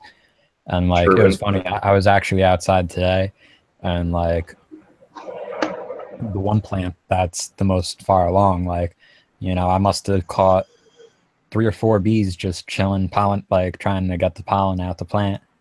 And it was neat watching it, you know, seeing it latch on to the sac and try to take all of its legs to open up the sac and get the pollen out. Neat to watch. And like, you could see on the corner of like some of the bees, like on their backsides, that they actually had like the technical term is escaping me, but one of the parts of when the flower opens and releases the pollen, like caught to its hindquarters type shit. You know, one of the coolest pictures I ever saw was an outdoor plant, and a hummingbird was just fucking attacking a bud, trying to get at the nectar. And some, I don't know what they go for, like what part of the bud that they would attack. Like a female plant? Yeah, it was on IG. One of I saw him my on IG. buddies, Doobie Duck. Yeah, it's probably one of Doobie Duck's pictures. That guy's notorious for his patch with his hummingbirds. He's and I don't know what it is either, but England, they just. right? If he's in England or if he's stateside. I think he's stateside.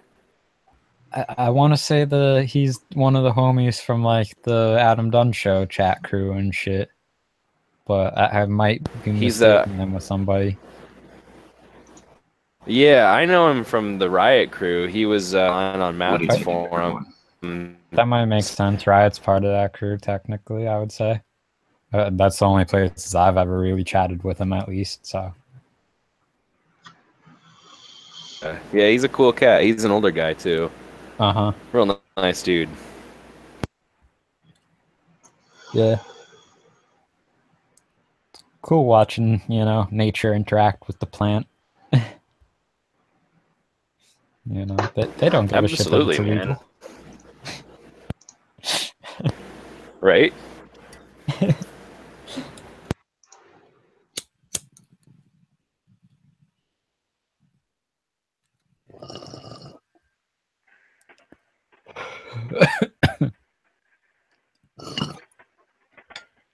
Cheers. Y'all hear me? Cheers, everyone. Yeah, you coming through. All right. Yeah, if it sounds weird right now, I switched over to my headphone microphone. So. Yeah, a little clearer. Sound good. I'm going to. All right. So I'm gonna put ferment in the pool. I'm gonna do it. Yeah, it's about time. Staining, yes. Oh shit! I guess I'll just keep top watering every now and then with the coconut and the aloe. Yeah, like that's what I did too, basically. I would feed all of my ferments through the res, and then come like, you know, day 50, 55, 60, I would start to do a little bit of coconut aloe top feeding, and like that'd be the end of it for, like I would do that maybe 2 times in a run around day 50, 55, maybe leading into 60 for like a 75, 80 day strain. Right. Yeah, no, I just think I'm going to be running heavy, like stabilized lacto, just for the longevity of it. Just to keep it pretty monocultured in there. I don't want any fucking parties going on in that swimming pool. It's kind of heavy and hard to move. I kind of zoned on what you just said. I'm going to keep it breaking up a little bit for me too. Oh, no, I'm just saying I'm going to keep it pretty heavy with the lacto in there, just so it kind of keeps it monocultured for the living culture that's going to be in there, so it doesn't turn into a fucking party. Nice multicolored party in the swimming pool. Yeah, I mean, I don't know. I would say you're still safe with the BIM, but I could say you'll definitely be safe with the labs. So either way. Yeah, I mean, I'll probably sneak some Vim in just in a normal watering, but yeah, I don't know. I just made it in a whole other jar of stabilized lactose. So. Do you foliar with your BIM at all? Bro, I fucking barely foliar at all. Oh, really? Yeah. See, like that's one of the things that I find really funny because, like, traditionally speaking, at least to my understanding, all the Korean natural farming inputs are all like foliar inputs in their like traditional use, and like I believe it. They all work fantastically for foliar. And Man, I'm not arguing with you. I'm lazy. No, I mean I understand that aspect of it too because I only foliar, you know, twice a week if I'm like on my shit. I fucking foliar like once a month. But yeah, I definitely am a fan of the foliar. I forget what product I even fucking asked about just now. Specifically, what product was it? Oh well, you got that. Oh, BIM. Yeah, you got that cool atomizer now though. Yeah, and that definitely does help. Before that, I had the backpack sprayer, and that works well. But the one that I had was really old and just not like the pressure forming aspect. Like it didn't hold pressure well.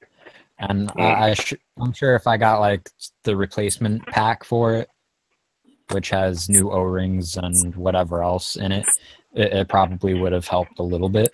But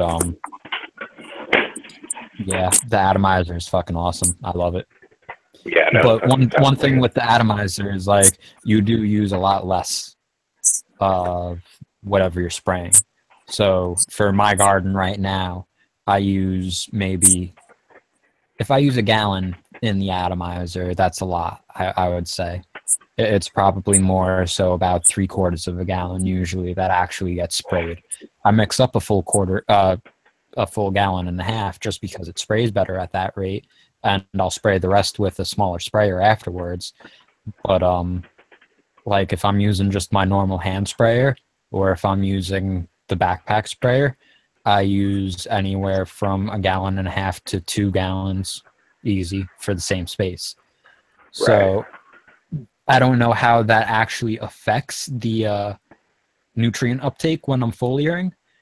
You know, like if the fact that I would assume better application with the atomizer and all of that, so it should be somewhere equaled out, but it's hard to say. It's very hard to say. Well, sure, but I mean, I would have to venture to guess that a lot of that you spray, that 2 gallons is too. So it's either hitting it's dripping off of the leaves. So you're either, I mean, I think it's a wash either way. Yeah, I would say so too for the most part.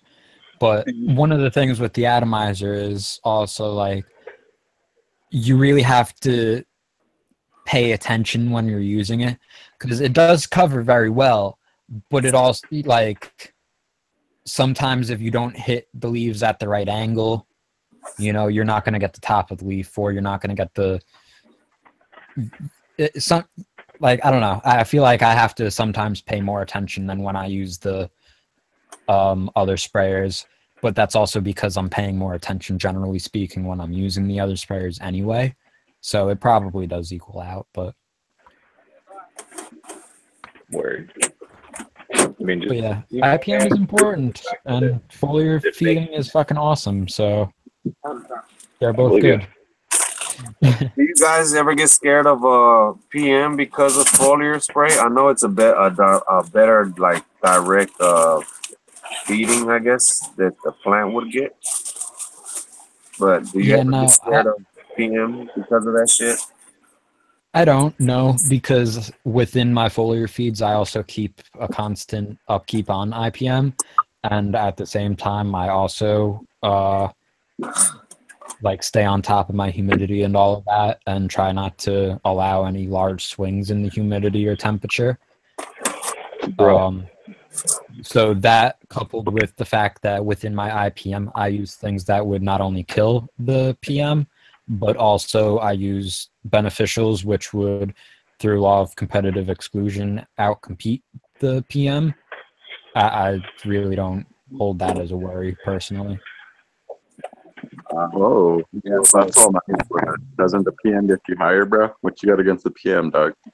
See, the PM, like, yeah, it totally raises bag appeal because, like, fake trichomes, bro. Totally.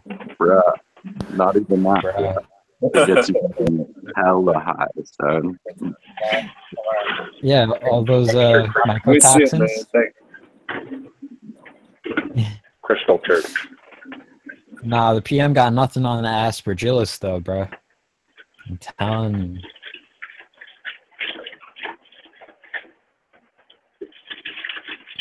Okay, that one went over. Oh, that aspergillus. Yeah, Nah, that man, aspergillus is really bad for you, though. Like, I would definitely be much more concerned about smoking aspergillus than smoking PM, just based off of what I know about it. And that could be inaccurate, but I know aspergillus to be fairly dangerous because of the type of mycotoxins it produces. So that would definitely be more of a concern on a realistic, not sarcastic level. I think with foliar feeding, your environment plays a big part in your PM issues if you were to have some. Not only the nutrients that you're using or whatever you're adding to your foliar spray, but if your environment is like hella fucked up, then yeah, you run that chance of running into PM. I keep my fans on constantly. When I spray, I foliar feed. Plus, I foliar spray my my IPMs, like my mites, mildew. I not only do I soil drench it, but I also foliar spray it. Method 1, you foliar spray that. And I'll turn the fans off for just like maybe 5 or 10 minutes so that it doesn't blow everything that I've sprayed on it. Then I'll come back on. But if you keep the right amount of air circulation in the tent when you're doing a foliar feed, I think that really cuts down the risk on that PM.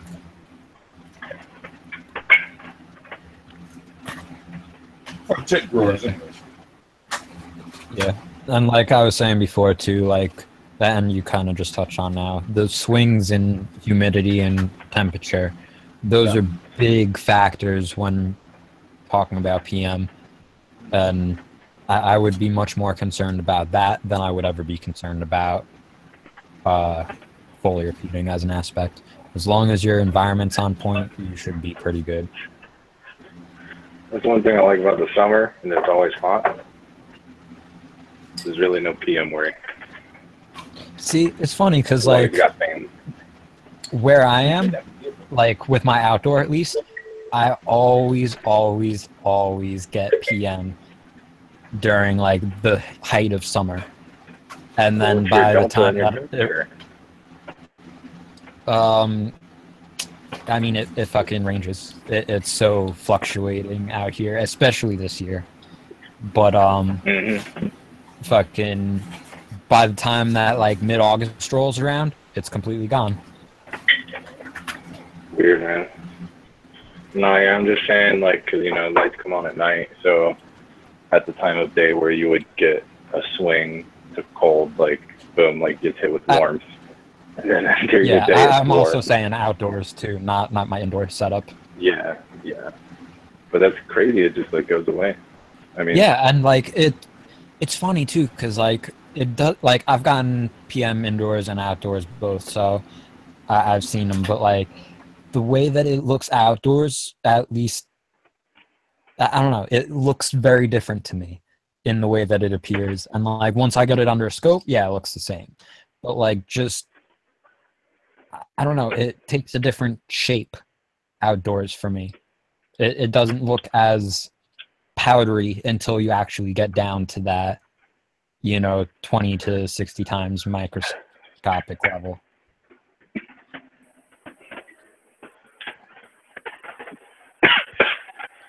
Not as powdery, more mildewy. It just like it looks almost like residue from an insect or like bird shit or anywhere in between those than like a mildew or a mold or any type of thing. But then when you look under the scope, you see, yeah, it does have, you know, spores, and it is wiry the same type of way that PM is, and it looks basically identical to the PM on that like closer level, but just from, you know, 2-3 feet away, it does look a bit different outdoor in my experience than indoors, and I can't say why or pretend to know why, you know.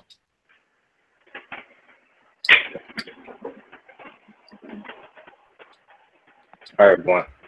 Can I put humic acid in the pool, or should I top water that?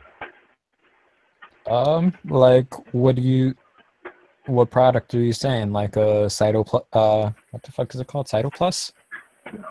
Or like a TM7? Or like... I got humic, which is like TM7 minus kelp.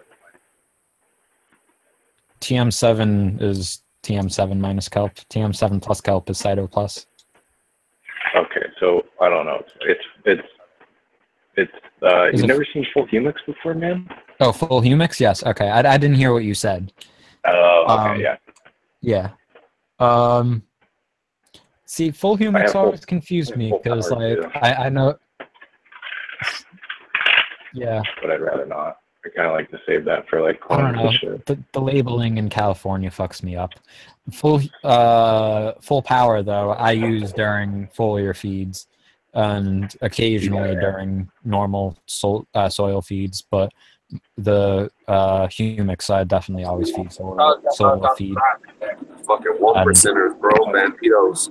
Check it out. So my question is, should I top water it, or should I? You gotta stop. You're trying to get around. I really don't use it that much, so it's hard for me to say. But from my experience with it, like, it definitely isn't the most soluble thing to be putting into a solution. And I would say top feeding would probably work better for that one. I feel like I've put some. I would just assume that it would settle out within the res. But I could be wrong. I did it. I think I did it to get my pH under control in the pool. Yeah, I did. I did put some in there, but I put like a quarter teaspoon and then flushed it with like 5 gallons. And like, I really don't know the difference in solubility between full humics and Cytoplus, which is the one that I use. But you know, if it is soluble, if it doesn't settle out within a couple minutes, then yeah, go and use it. I think that would work fine. From what I read, you know, they're supposed to be 90-95% soluble, so in theory it should work fine. 15% insoluble. Yeah. Okay. Hold on, let me see. 85%. Yeah. Yeah. I don't know. In my experience, it doesn't seem like it's 80, 85, whatever percent soluble. It seems 30% soluble or some shit like that. But I might be mixing it wrong. I don't know. Well, I mean, or I might just have a bad if you overmix it, for sure you'll get insolubles. But if I had always done it at like, I think a quarter of a teaspoon per 5 gallons. Oh, that's pretty diluted. Yeah, then I was just looking at it the other day for like, I rarely use it. I might have used it one other time within the past year, maybe twice, if even, you know. But like the last time that I did use it 2 weeks ago or something, I noticed that the dosage was a lot higher. It was like half a teaspoon per gallon, I think. So I did basically the lower side of what they recommended, and I don't know. Yeah, dude, if I do, even like an eighth of a teaspoon per gallon, will turn the water jet black, pretty much. Yeah. So yeah, no, like I really don't feel like you need all that much of it, and I don't think that you need to apply it all too regularly either, in my experience. Yeah, as I was saying, I go every other usually with it. Every other feeding? Well, you gotta remember, I do the spaced out top watering. Right. So that's what, like twice a week? Twice a month, rather? No, it's like once a week. Maybe like once every 9 days, because I have a weird feeding schedule. Okay. Yeah, like I said, if I've done it twice within the last year, that's a lot. Like, I really don't do... I feel like... And that's not to say that I didn't do it more often in the beginning, but I feel like once you use it enough, like, there's enough in there and you really don't need to continually use it. Yeah, well, once you have a solid humus layer, like, that's literally what you're trying to mimic is the humic acids that come out of your humus layer that are able to chelate. And I could, you know, as long as I'm not being completely wrong about it, like, that's supposed to be the derivative term of it. So once you have all that stuff going in your healthy soil, you're going to have that stuff, and you're going to have a fungal colony that can chelate and shit like that. So yeah, and like I think see, I might even be a little bit off here because I think the full humix is just like their humic product, and then TM7 is their humic product plus all their micronutrients. And then Cyto Plus is that plus this kelp as well. But like that's the other thing. Like I really don't feed very heavy on my micros. Like, or at least things that are, you know, designated as micronutrients in the way that a TM7 is. Because there are trace amounts, you know, for instance, in the kelp ferment or in various other ferments that I have, but it's I don't feel the need to supplement with a TM7 type product constantly at this point. Word, yeah. No, I was when I was researching, I was, you know, granted I was only looking at bioag, but between their products that they had, and that was the reason why I didn't go above full humics, is because it started getting into like, oh, our micronutrient blend, and you know, it started becoming reminiscent of, you know, buy some Miracle Grow soil and oh, we got our free fertilizer in there kind of deal. I just, you know, I already got the food. Yes and no. Like I do feel like there is some benefit to a TM7 type product because, like, I honestly can't say that well, no, I'm probably lying. I'd have to double check the kelp guaranteed analysis, but past the kelp, I can't say that I know for sure at this moment that I could choose any, you know, amendment or ferment that I apply and be like, yeah, there's definitely boron, molybdenum, and copper and zinc in there. You know, but I could for sure be like that with this. And granted, that's not to say that there 100% surely is not. It's just off top, I can't think of any that would for sure have those. You know what it does tell me? One of my inputs has all that. My water report. It's got all that shit in my water. And I just run it through a carbon filter. So does the carbon filter take that out, or? No, it's supposed to just take care of chlorine and loose particulate and maybe some like dissolved solid, but it comes out. So like out of the faucet, I'll probably get like 425 TDS. Really that high? Oh yeah. Wait, TDS, not ppm. Yeah, no ppm. Wait, I don't know. Oh, ppm. Fuck, okay. I can do it right now. Hold on. Because yeah, that's pretty high. Around here, it's like 150 out of the tap on a good day, at least. Some days it could definitely be higher and be nasty fucking brown water, but that hasn't happened in a while, thankfully. Cross my fingers. But hold on. This is a momentous occasion. I fucking am breaking this thing out, bro. I gotta turn on my camera. But I don't know, like. I've personally never been too worried about chlorine or chloramine in the water. Yeah, I'm a little less worried about it now. I've done a lot of ferments with just straight tap water, you know, and like, fuck, half of them still like not like clean or anything. But yeah, this is my old TDS meter. This fucking thing. What do you mean when you say that you've done ferments with them? Like your water for like the rice wash or something? Or what have you added water into? like the cooking of the rice. But yeah, I don't know. Like I was saying, I'm not too concerned about chlorine or chloramine at this point. Like I've read enough studies that have pointed towards chloramine not being detrimental to the soil biota. Are you sure though? No, just the use of soil biota there was made me chuckle. What about does it hurt the perma guru warrior? Or...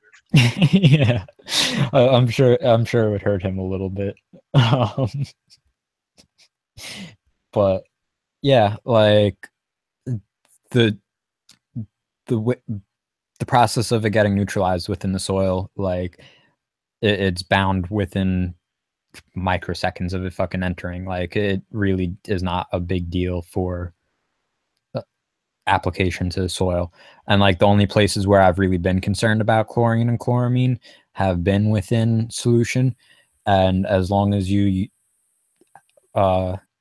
mix it with some type of organic matter, that's really not that big of a concern. Wait 20 minutes after putting some molasses in, and the amount of chlorine that's free floating in there is so minuscule.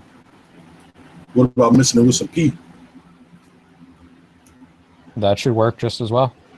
But I mean, molasses definitely has more of a multi-purpose use for being in there than peat does, you know? You know, I'm talking about pee, not pee. Pee, so, piss. Oh. You know, going back to pissing in the garden, you know. Yeah, no, I don't think that would work quite the same way. It would not. But yeah, you could use pee in your garden, you know, as long as you got microbes there to transfer that urea into nitrite into nitrate. You know, you'll be good. But I wouldn't recommend urea for a purely. We don't excrete for urea. A sterile. Actually, we don't excrete urea. No. No, urea is toxic. I think like maybe fish do, but I don't think that humans or most mammals excrete urea.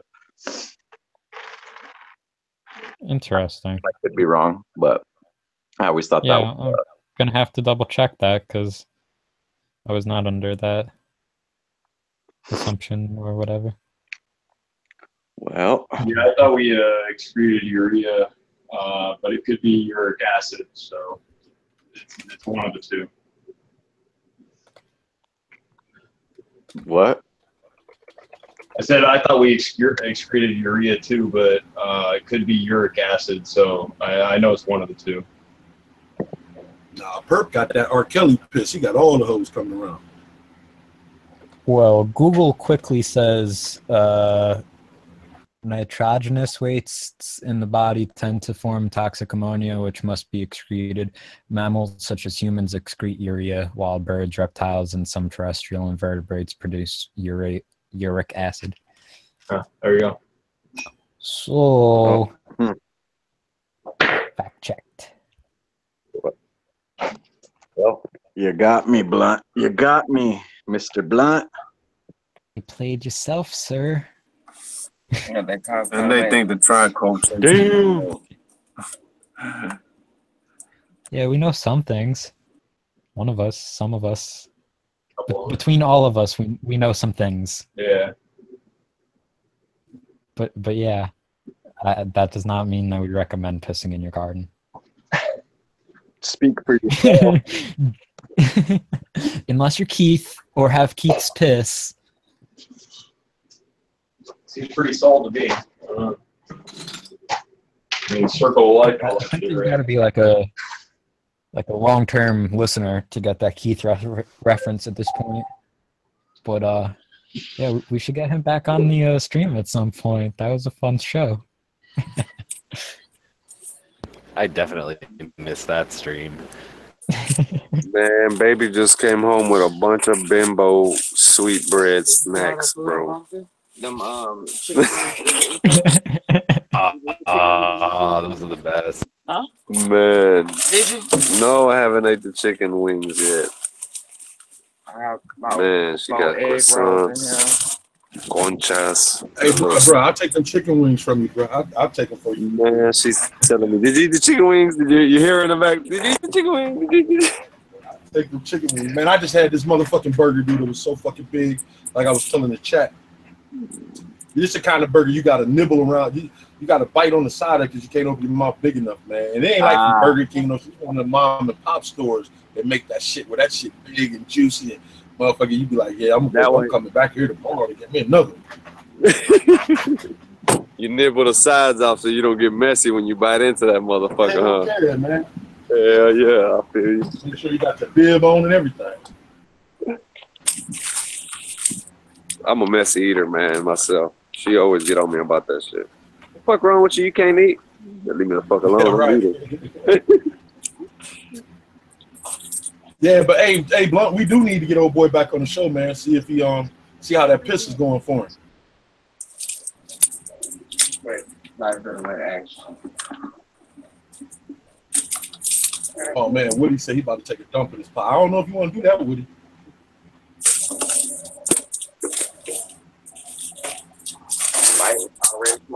Go super deep, and I don't know if I'd ever dump in my pot or pee in my pot or anything else. Hell yeah. There's a reason we don't human compost now.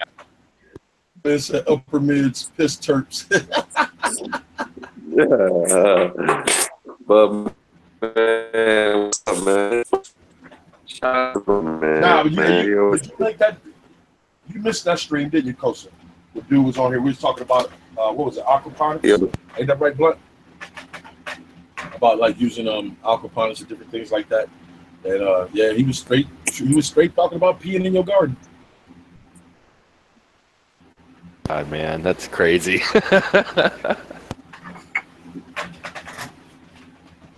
shout out to the chat. We still got 55 people watching. That's what I'm talking about.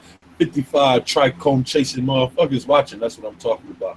Budman holding it down. Soy Biota holding it down. Owls and Smoke, she holding it down. Woody Wood, Bob Wheedler, but I forget what his name used to be, Mr. Bob Wheedler. He holding it down with us. Meow Mix. What's going on with y'all? How y'all doing today? Hell yeah, man. What's up, chat? Let us know what y'all think, man. What's on your mind? Rock and Roar said, you piss in my garden, I'm going to kick your ass. I know that's right.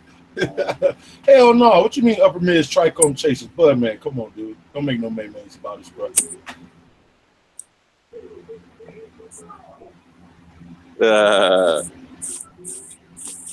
That's right. We can share. That was his name. That's right. That's right. Yeah, Bob's the homie, man. He's on my tester squad. Shout out to Bob Weed LA. What up, homie? Yeah, he's a good dude. That's a real good dude, man. Yo, Lucky, you too drunk to get on the panel, bro? He was like, I'm going to get me a beer. Fuck all that. Get your ass on the panel. That's right. Hey, Budman said upper mid is everything. Yo, man, I could use an upper mid hooker right now.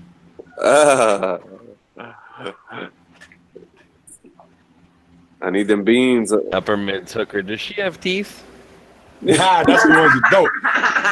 Hey, them the ones you hook up with, bro. Be like 3 of them all together, and between the 3 of them, they ain't got 5 teeth between the 3 of them, brother.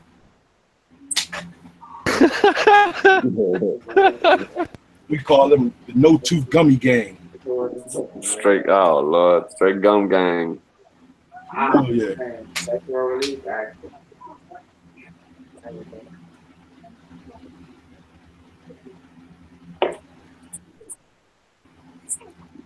Hey, so I was talking to Dirty earlier today, man. I was telling about advanced nutrients. I know we got some guys on here that don't use, they're more natural, organic. But if anybody else use bottle nutrients, you see that advanced nutrient with their man, what was that I told you it was, man? What did I tell you it was? The iguana? Yeah, their iguana juice grow and their iguana juice bloom is organic now. They just got it certified for organic. Now I know some of you KNF guys and no-till guys are going to say, but there's no way you can have a bottle nut that's organic. But I'm just telling you, they just got it certified. You got to remember, everybody that always started with some kind of synthetic lime. Oh, pretty sure. Yeah, so everybody got Not the little everybody, taste of. but Has their taste of. Got the taste of salt. Ah, perp say fuck your Vance. Oh, speaking of organic and no-till, Mr. Joshua Steensland has graced us with his. What's up, Josh? I like Josh. So, I like Hell his yeah, style, Josh is man. a cool ass dude. Fuck yeah. Joshua Steensland. He's fucking killing it in that damn room with that. I need a damn grassroot pot, man. Yeah, I'm looking into those grassroot pots myself. I like those 18-inch beds that they got instead of 12-inch tall beds that everybody else got. Hell yeah, those are nice. I like that 18-inch because you got that extra, you know, you could fill it up to 14 inches and then got a good 4 inches of mulch space. Good thinking. Yeah, and for those of y'all who don't know, Josh said they have their company up and running. That kombucha, they got it up and running now. That's what I was gonna ask you. Yeah, man. I wish you could jump in the chat and talk about that because I don't even know what that is. What is that? It's a probiotic drink that is made from a SCOBY, which is an acronym for symbiotic culture of bacteria and yeast. It's mostly lactobacillus dominant, at least most of the ones that are being sold in stores. Shit, like that Schlatzy stuff that they got going on, or I can't pronounce it. It's a weird word. Schlatzy, some shit like that. Not sure. That doesn't ring any bells for me, but I'm gonna have to look it up. Mean anything? It's something like that too. Some kind of microbe that they've been using, and you use it for grows to grow your beard, even for protein. No, for real. I'm gonna shoot you the. Who told me this, man? Fuck. JAA Grows told me about it. Heard. Are you fucking talking about shilajit? Yeah, that how you say it? Shelts. What is that shit? What is that? Shilajit. That's how I've always said it, at least. But I personally find that to be snake oil, 100% through and through. I can't even pronounce that shit. I can't. I thought you were legit to homie. No, not about it. It's a good movie, though.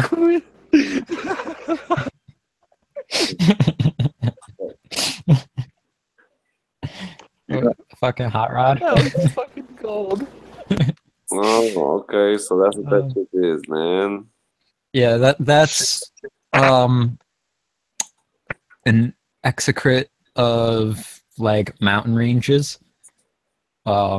A lot of them are contaminated with heavy metals. A lot of them are fake. And I don't know. I personally don't see a point in using it. Oh no, it's just somebody that it sounded familiar to what you were saying, so it was just. Yeah, it's supposed to be pretty high in, mineral and humic and fulvic acid content. So it's supposed to be one of those silver bullet products that wants $400 or $300 for a couple grand. And kiss my ass. I'm sorry. Okay. Yeah. So speaking of silver bullet, has anybody else ever heard of silver bullet? Coors Light? No, like a grow product called silver bullet. I was about to say I heard of a dildo called silver bullet. Nah, a little bit different. No, it's a new grow line.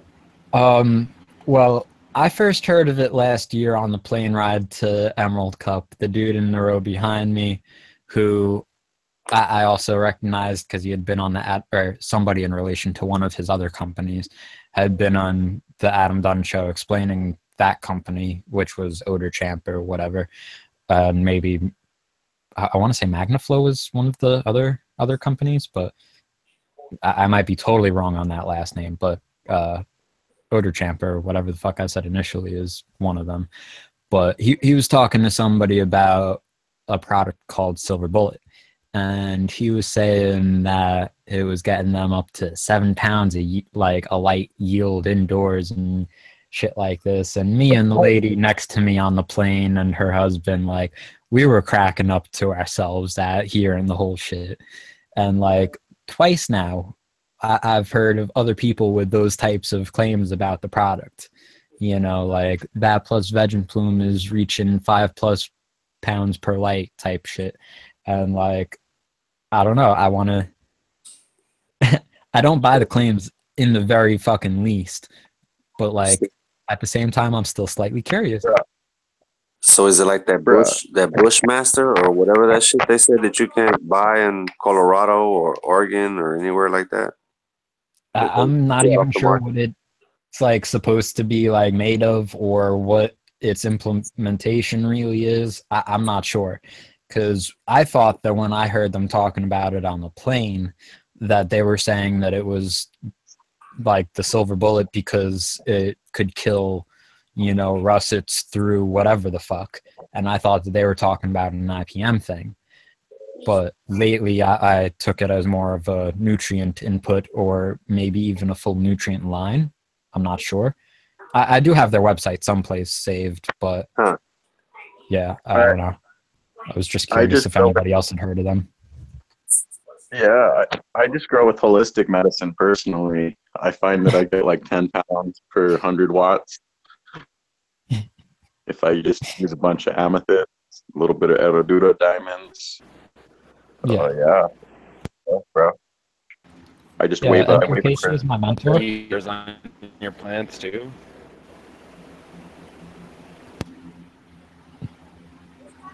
Josh just said somebody in the chat said it was nano silver. I didn't see that comment, but that'd be real interesting if that is. Ooh, I can't imagine. Ooh. See, that's like, have you seen the Ormus products being sold? The what? Ormus? No, sir. No. I can't remember what. I'm pretty sure that that's another acronym for something. But yeah, it's really in the same vein as like, if you've ever seen those like pseudoscientific claims for like what monatomic gold can do. You know, it's really the same type of claims as that.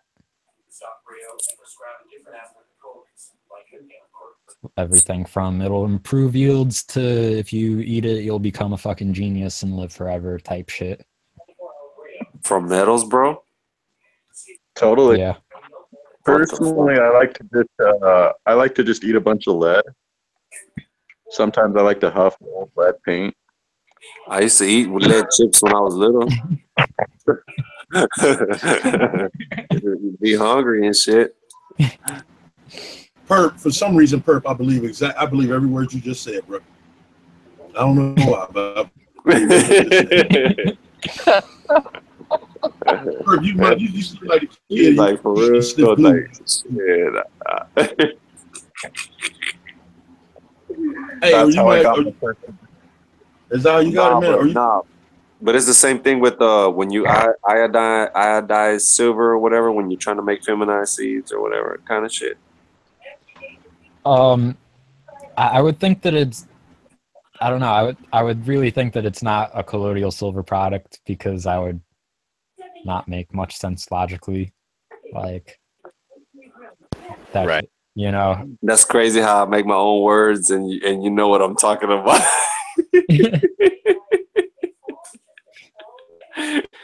Well, yeah, I mean, crazy how metal would do that, man. It'll fucking make those molecules in the seed cell and the damn plant cells do what it has to do. Being an ethylene blocker and shit.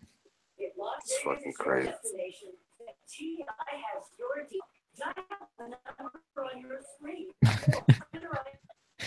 Chat talking about squatters. That's some prostitute squad Squatter. right up the block. That shit was funny. Yo, leave him alone, man. Well, I thought it was a dope house at first, so when I found out it was just a prostitute house, I was kind of okay with it. even though they still were our junkies. Oh. But You're like AIDS or AIDS?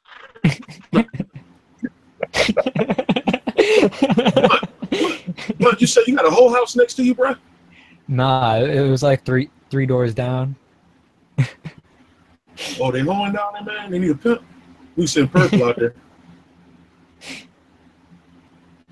Yeah, you about that life, right, Perp?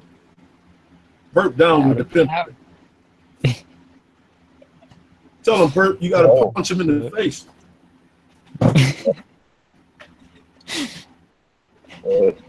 How I do it.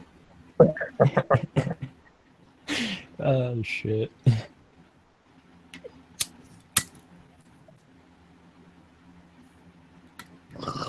Purple punch. Hell yeah. Hey, Perp, speaking of purple Roll punches, that man, shit how them grapevines coming along, Perp? They're actually doing a lot better. Got them transplanted and gave them some news, and they're jumping out. So looking a lot better than they were for a while. That's good, man.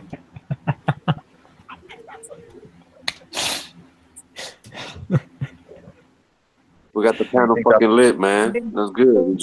We just waiting for Monster and Loki. Loki said he wouldn't be able to make it tonight because he had a lot of work to do. Oh yeah, is that what happened? Because he was in the call. Yeah, he got a lot of work. I don't know, half an hour before we went live, and he was like, "Yeah, I'll be right back." Get on his ass, Blunt. Get on his ass. Yeah, he said he was redoing a lot of building. Man. Uh-oh.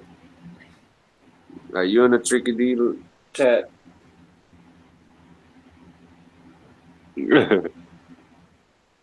Their chat, but he's ditching us, man. I know what's going on. Oh, is that where you at? You over there? Oh, shit. I had to go bomb it.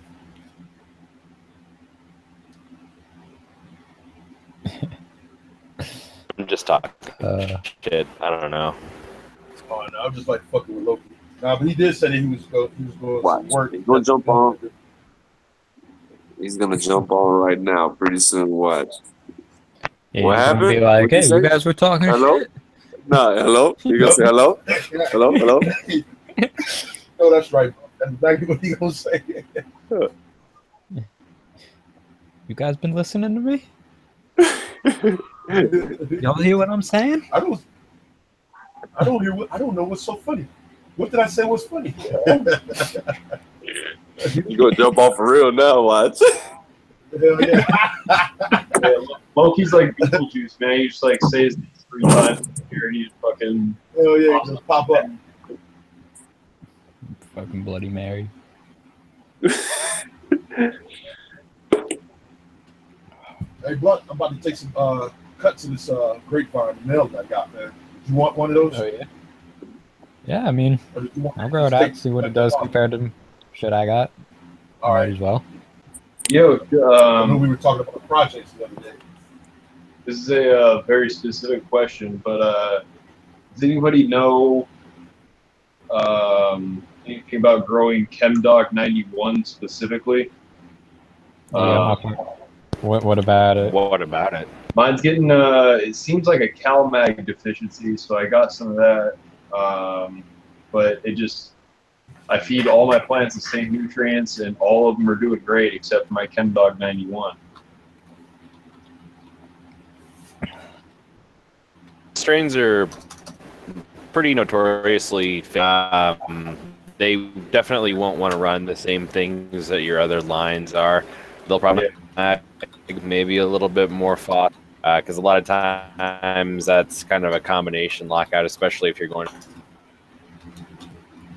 Just kind of make sure that you baby her a little bit. You know what I mean? Get to know her.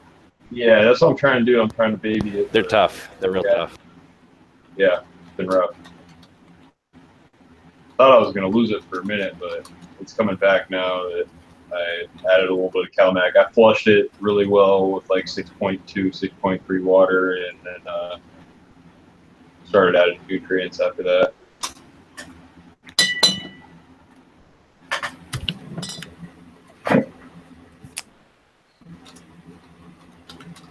Yeah, definitely excited to see what you got there with that one, though. If it's, you know, legit or not. I'm pretty sure it is. The guy I got it from, I've gotten many legit strains from before, and we used to work together, and then he got laid off from his most recent job, and his wife said that he had to stop growing weed, so he gave me those strains. He gave me that and Wi-Fi 43 to save so he could start growing again. And he's never mentioned this chem dog before, and we've traded clones many times. So I think he, didn't want to give it away, kind of thing, but he had to. Weird. Well, yeah. If I ever get my hands on it and let my partner grow, he'll know for sure if it's the thing. You know, by the end of flower, he'll know for sure. Yeah. I got another Wi-Fi 43, which I wanted to. Oh, really? Verify, so we could run both those together and see how those work together too. Nice. Good coincidence there. Yep. And I got that dose number 9. Just put the first one of those in the flower last week. Wait, like that's the number 9 F2 from seed? No. That's the number 9 F1 original? Yeah, the original clone. Is that the one that you got from the archive dispensary? I thought it was like 33 or something that you got. Is it 30? 22? 31? I don't know. I thought it was like a completely different pheno than either of the two that they made the F2s with. I thought it was I wasn't the one who like traced that back either, so I have no idea. I could be wrong. I mean, but wasn't it High Guy who traced that back? Yeah, I think it was High Guy who traced that back. I think it was Monster. It was either Monster or High Guy. And I want to say it was within the 30s, like 31 or... Okay. I don't know what number Keeper Phenos actually got released. Yeah. But I want to say it was within the 30s. I know they released 44 of these. Wait, they released 44s? Like 44 total, or like the number 44 pheno? 44 total. Like, and they released all of the 44, not just they hunted from 44? No, it was they were cloned off of the one that I have, or like the original one that my clone came off of. So they released. Oh, you're saying they released 44 individual cuts of a specific pheno, which is the specific pheno that you have. Okay, okay. Yeah, they limited them to 2 per person, and my buddy got down there at like 6 a.m. They didn't open till 9, and there was like 3 people in front of him that drove up from LA just to get those cuts.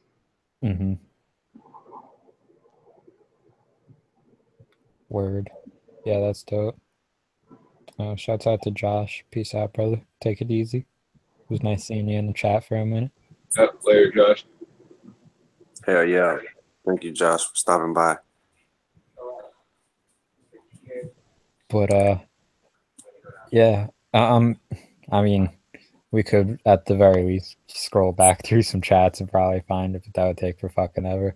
But I want to say it was in the 30s, and High Guy might remember when he gets back or something. Yeah. What is that? What is that? Not there. What are we on? Yeah, he's not there. I'm sorry, I'm wrong. The dose that he has. Oh, shit.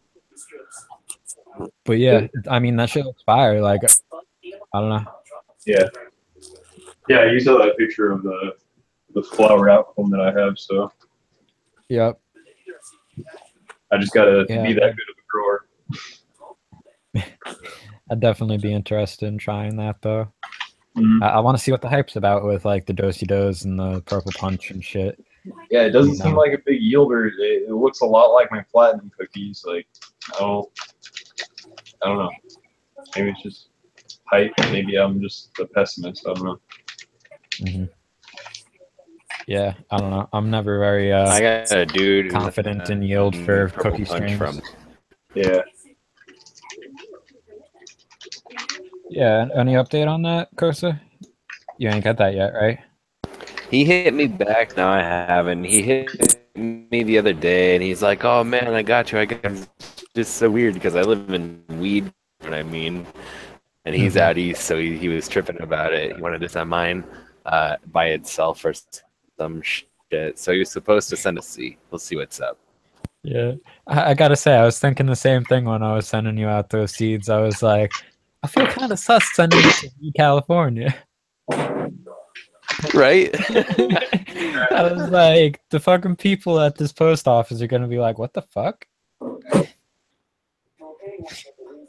Like the people at the post office know me because I'm there like every fucking day shipping out boards.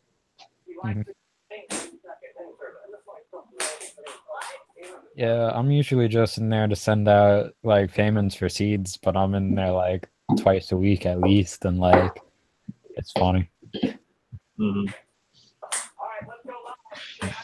I started having to frequent more than one just to not feel sus.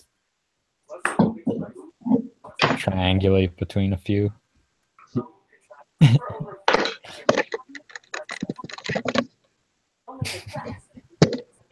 Now, condo grower, it's safe to come back. No more KNF talk for a minute. What's going on?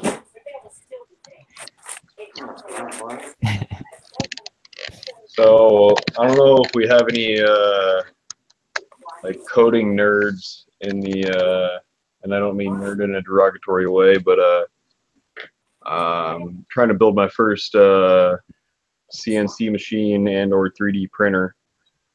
So I got this little kit. It's a Arduino board with some stepper motors. I actually got a 4th axis stepper motor too. And I'm about to dive into this, but if anybody wants to help me out there, I could definitely use them.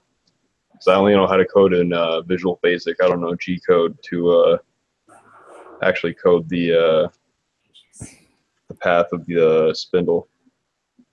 Have I ever shown you, or alternatively, have you ever come across on your own the open source ecology project? Negative. They put together, they're still in the process of putting together, but they're putting together a workshop, or not a workshop, I don't know, a database of 50 some odd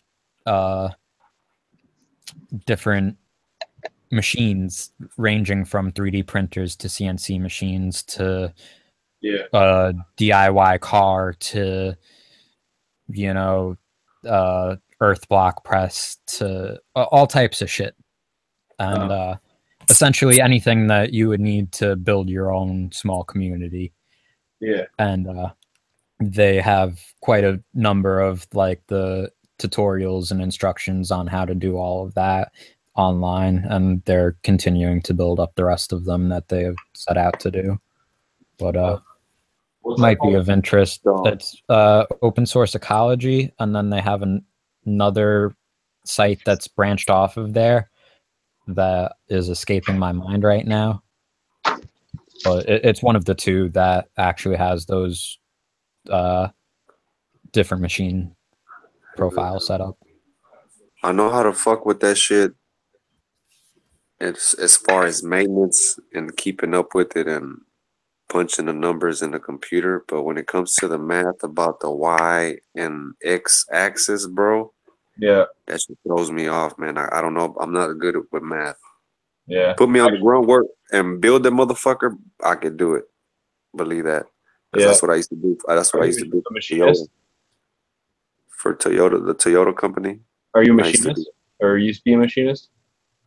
I'm not gonna say that because that's not what I just picked it up while I was doing maintenance work for the Toyota company. You know what I'm saying? So yeah, I'm borderline thinking about buying a Bridgeport, but a CNC Bridgeport's like $7,000, I want to say. And that's are you talking about the railing that holds it all the way across and moves from side to side? I don't know what they're called, bro. I just know what you need to describe it to me. Yeah, I'll just fucking pull it up on screen share. Because from what I've seen, they're pretty simple to make, man. Yeah. We were making them out of You make a 3D out of aluminum blocks. They were ran by air.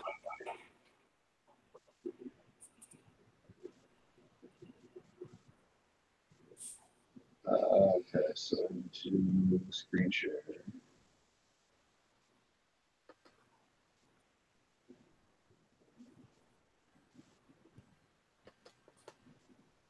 Oop, no.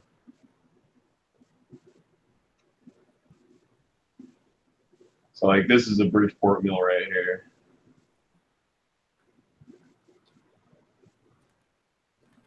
And this is a CNC one, so it's got you can program it. You have to program these by hand, but I don't know how to do that, or I do know how to do that. And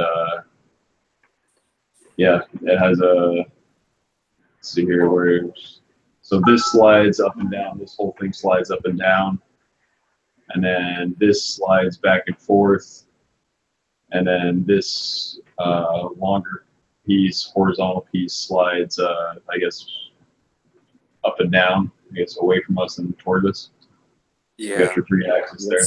That's what the levers are for you to bring it towards you or away from you or side to side. Yeah.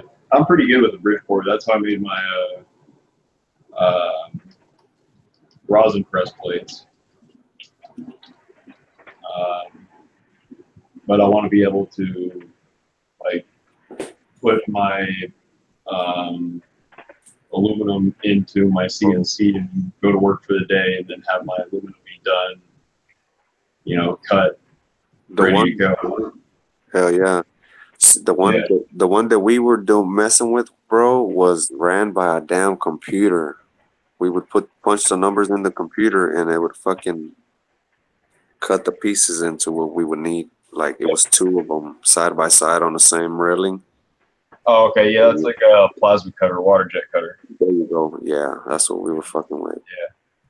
Yeah, we where I work, I mean, they gave us a tour of our water jet plasma cutter supplier, and they have 8 heads on each gantry, so they can cut 8 parts at a time.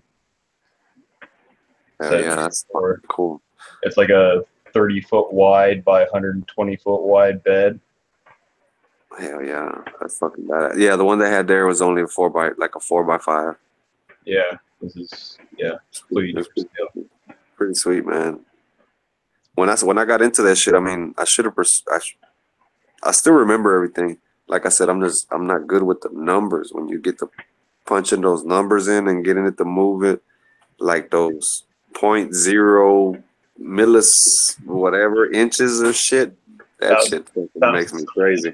Yeah, I don't get that. I actually taught myself AutoCAD when I was 8 or 9 years old. So I told you I did that AutoCAD when I was in fucking 9th grade, but I left it alone. I started smoking too much weed. And so I've always kind of just been like intuitive with like 3D models and, you know, this kind of shit.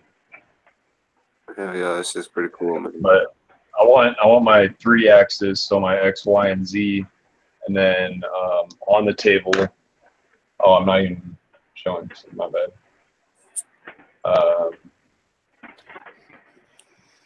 So I want my X, Y, and Z, the stepper motors for those, and then I got a headstock and a tailstock here, so I can hold a tube or a pipe, and then rotate that slightly while I'm going around my X, Y, and Z. So I want to make a 4-axis CNC to start out with, and then that'll be a spindle CNC, and then also I'll be able to use it as a laser engraver.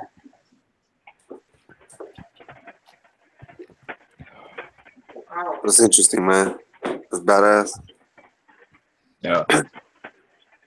And this is like basically what I do for work. Well, I don't do this part of it. I do the welding part of it, but the guys in my work are fucking gurus at this kind of stuff. So I really just got to ask those guys, but I figured I'd ask anybody in the chat if they wanted to help out. Kind of a niche thing, though. Hell yeah, that's badass, man.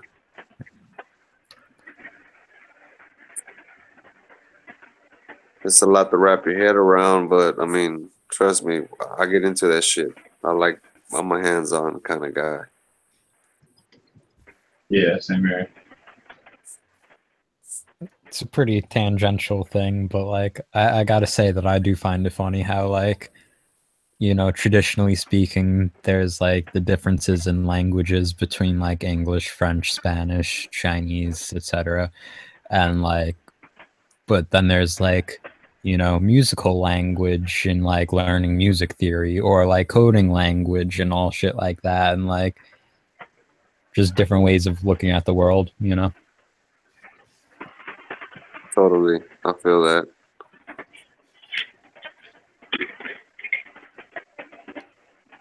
Only a true stoner will understand that, bro. Like, for real. Thinking too much about shit that don't matter. Yeah.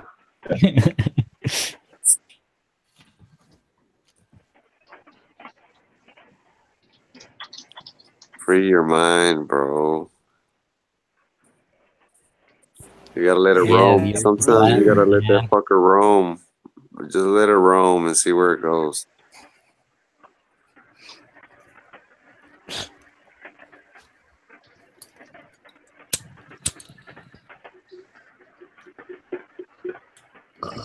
There you go. See?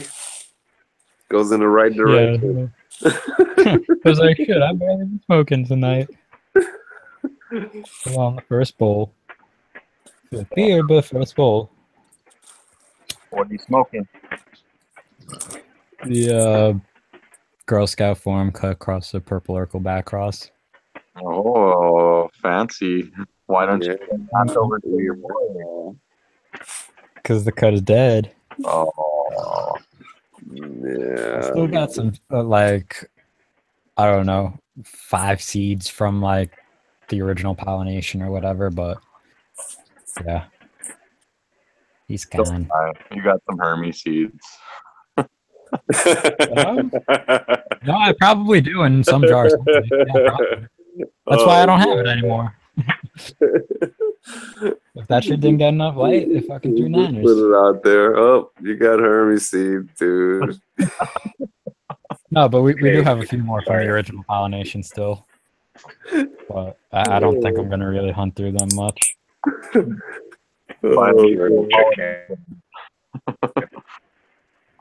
Original pollination, you mean accidental Hermes crop.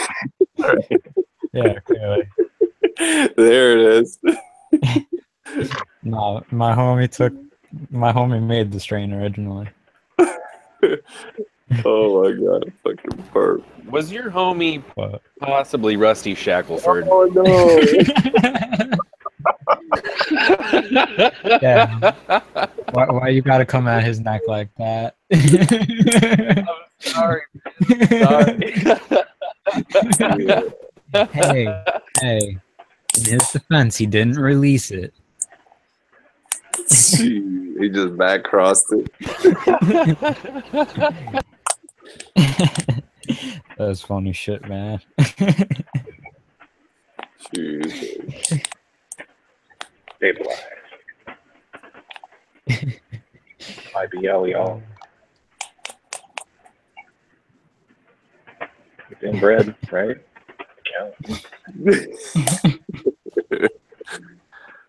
Fuck you, man. A very, very inbred line.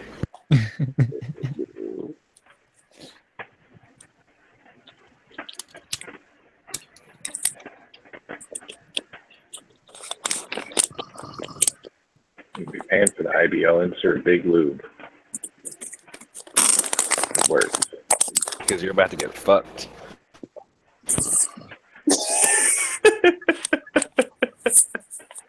Somebody asked, can you make 3D smart pots? I might be wrong, but I was under the assumption that smart pots were already in 3D. You fucking don't live in the fucking third dimension, bro. All my shit is flat, and it's driving me absurd. Flat Earth. Special guest. Oh, that made Perp leave. Just mere mention of Flat Earth makes Perp leave. Oh god. You had to go do science to counteract our misdeeds. Some random act of science. I'm telling you. Went over the world and there's shit over there in Afghanistan. What the fuck is it? A convex disc? What? You know what you're talking about? The movie in what? High School High. Flat Earth is like a curved disc, a concave disc or some shit. Yeah, it's like a plate, man. Totally. Oh man. Right, Perp? It's like a plate, right, bro? What? The Earth. Oh yeah, totally, bro. There's an ice wall at the edge too, or some shit. And then the rest of it's hollow. Somehow. Wall. It's kind of like Game of Thrones with the wall. But there's stuff on the other Winter side. is coming. Shit. Maybe like they just haven't seen the ocean in a while, and it all melted, and they don't realize that. Yeah. Uh-uh. And it was probably an ice wall back in the Ice Age, man. Called the Glacier Guy. Just saying, ice wall was an inside job. It's called the Glacier. The ice wall was a false flag. And Glacier Gate, bro. Glacier Gate. Chat's just like, what the fuck are they talking about? Don't we folks with the best glaciers? They're the biggest, they're the coldest. Nobody has them like we do. You have to be in tune, Cat. You have to be in tune. Yo, but on the real, I heard some funny shit recently about how gravity's not real, and it's actually just density and buoyancy, and I was like, bro, what are you smoking? Because birds are very buoyant and not dense. Yep. That's how it works. Yeah, apparently they're less dense than the air, and that's really this force that we call gravity. I was like, what? So you're saying if we get high enough, we may be able to fly, bro? Yep. That's exactly what it is. Oh my god. Moss is gonna be mad as hell tomorrow. What do you mean, man? I'm levitating right now. You're gonna be like, what the fuck were y'all talking about?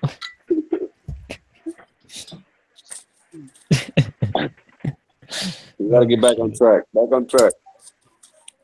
This is on track, man. Hey, chat, I think it's dap Because you time. grow plants differently when there's no gravity. So back to those upper mids. No, I'm just kidding. But yeah, gravity's a lot. Middly mid tonight.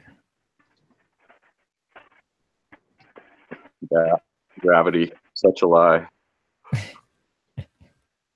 No, speaking of gravity and such, though, I have always been interested in the idea of growing a plant upside down, like with the light on the ground. I've wanted to do that for a while.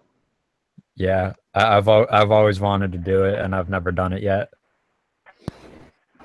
Yeah, I guess I've always wanted to grow a plant in one of those topsy-turvy tomato pots, you know? Yeah, but with the plant, with the light hangs upside source down? underneath, though. Yeah, with the light source underneath, so it tries to grow down to the lights. Yeah, so that way you don't need any type of support or anything. Yeah, and also, If anything, you would need support to keep them away from each other and not to converge. But I don't know. I was gonna tell you that when y'all were talking with Buffalo about that, man.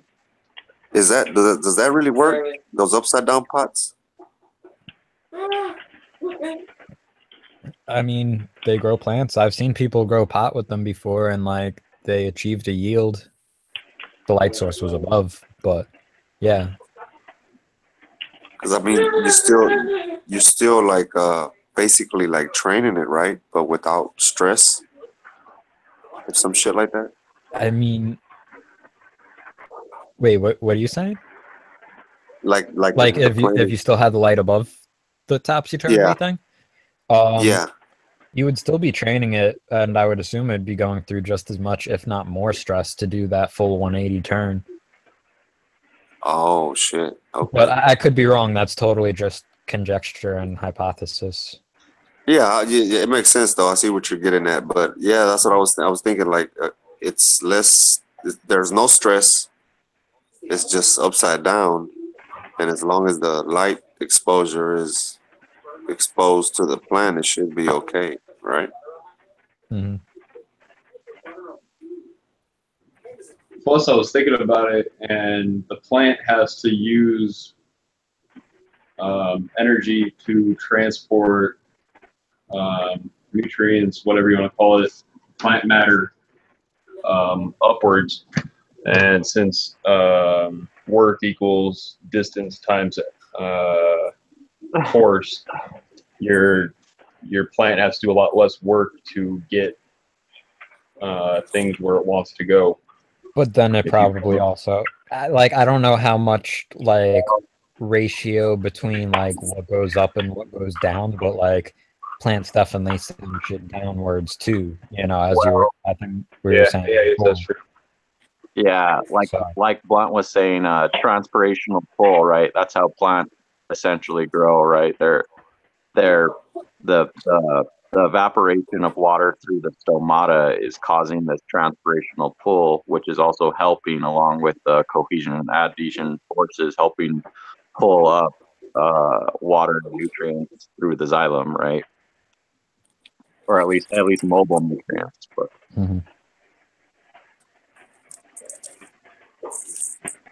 But yeah, you grow a plant upside down, that basically proves gravity is not real. No, I'm just kidding. Yeah, it totally proves the Earth is flat. Fucking flat, bro. Say that's crazy, man. Because most of what you guys like when you guys are talking, the way I break it down in my head is like in a crazy ass way, but I understand what the fuck y'all saying. You know what I'm saying? Because I know what you're talking about, but I don't know that word that you just used to say that type of shit. So I get it anyway. You know what I'm saying? It's just for the chat because I know a lot of people in the chat ain't all the way there. And, yeah, like I was thinking the same thing as he was saying. I was like, oh, okay, technical terms for what I just like try to describe the action of, as opposed to using the term that actually represents that concept. Exactly. You know? Yeah. Sounds a lot fucking cooler, but you know what I'm saying? People are like, fuck, hold on. I gotta Google that real quick. Oh, it's power. And nothing wrong with that. Google is great, except for where it's not. All you need to know is Brondo has electrolytes. Brondo has what plants crave. It also happens to be what plants crave. It's a fucking thirst mutilator. God, I literally just watched that movie like I think last night. Like, that's funny. Yeah. It's a great movie. Yeah, it is. Joe convinced everybody he could talk to plants. Gave up logic and reasoning. And I give you my word.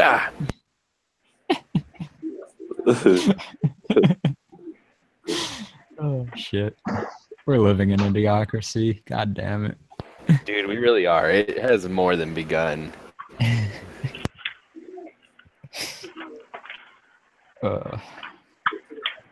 Life's funny like that, we say.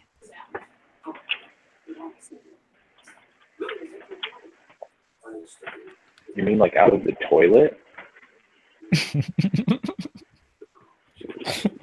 Bro, I actually know a guy. I didn't know that I knew him at the time, but recently there was a person who escaped from a local detention center, and apparently he had posed as another inmate to escape. And originally it made me think of a scene in Idiocracy where he's like, hey, I'm not supposed to go to prison. I'm supposed to be getting out of prison. And they're like, Be in that line over there. yeah, dumbass, you're in the wrong line.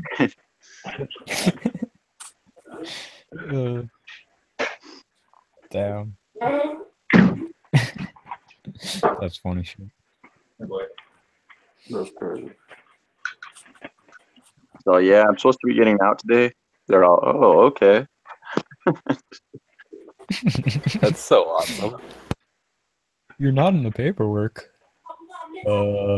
Check those papers back there.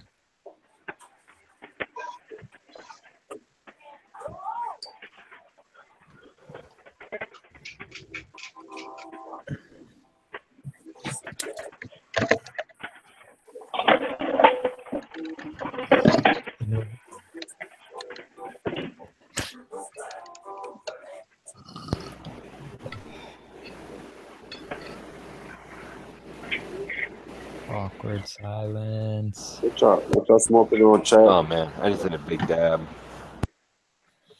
Yeah, I think we were all doing a rip just then. Yeah. I'm twisting up some blunts right now. Yeah, I might roll a little fatty myself. Hell yeah, I'll pack a cone up. Well, I'll smoke one. Pack a cone? Are we gonna pass blasphemy? Dude, it is what it is. So that's as good as it gets for me. I mean, roll a cone. Pack a cone? My daddy ain't never taught me. They got the cones that you just pack now. You ain't need no daddy. It's convenient. What? You gotta put a lot of weed in those damn things, man. Yeah, it's kind of nice. Yo, I got the king papers and the crutch pack over here too if I really want to go deep. But this is convenience factor. We're on live right now. I'm not trying to take 30 minutes. Wait, 30 minutes to roll a joint? Is that what I just heard? I was gonna say, personally, I think that roll or packing a cone seems more inconvenient to me. But I don't know. I roll shitty bumpy highway joints. So. Yeah, me too, Perp. Mine are pretty pregnant and bad. I like pregnant blunt. My name is Blunthumb for a reason. You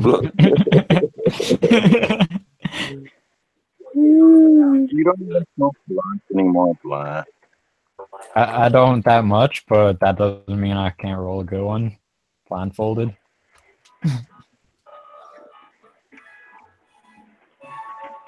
Yeah, I roll blunts 24/7 in about 10 minutes. 2 minutes. I just got my chem dog pipe with me 24/7, so it's just always there and always getting used. Yeah, that's cool.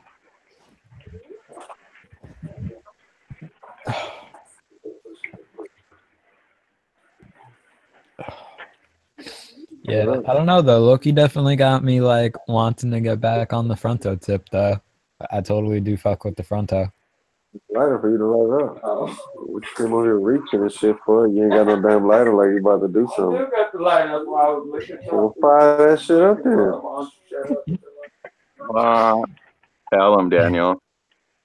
All right, fellas. I got some plant chores and stuff that I gotta take care of. So I'm gonna hop off here. It's cool chilling and chatting with you. Peace out, Nice man. Boo. Later. Hell yeah, I got it. You looking good over there, bro. Everybody, be nice to your gardens and say your prayers to the Supreme Leader. Have a good night. Awesome. Take it easy, man. Sleep tight. So how you Don't let the doing, bed Perp? bug bite. I didn't catch up with you in a minute though, Perp. How you been? You know, still alive, I guess. Somehow. I saw those pictures in the chat you threw up earlier. That outdoor was looking good. Or a greenhouse. Oh yeah, thanks. Yeah, just a little bullshit here and there, but it's all right. Doing good. Somebody in the chat just asked if we could do blunt rolling streams, spliff races, blunt races, pre-rolled, unravel, and rewrap races, just weed races. Unravel and rewrap? I assume for that, like Dutches and shit. Okay, yeah. You got them bad blunts I to the can road. be a judge. You roll it. Yeah, I'm saying I'm the fastest roller. But I'm a pretty fast roller. I'm out of zigzags though. That kind of sucks. be the nicest blunt you smoke, though. Well, unless you're better than me, but chances of that are slim. I actually, I got a box of these for my sister's wedding, and every now and then I'll take one and drill it out, and then just shove it up with weed, and actually smoke pretty well. It was funny.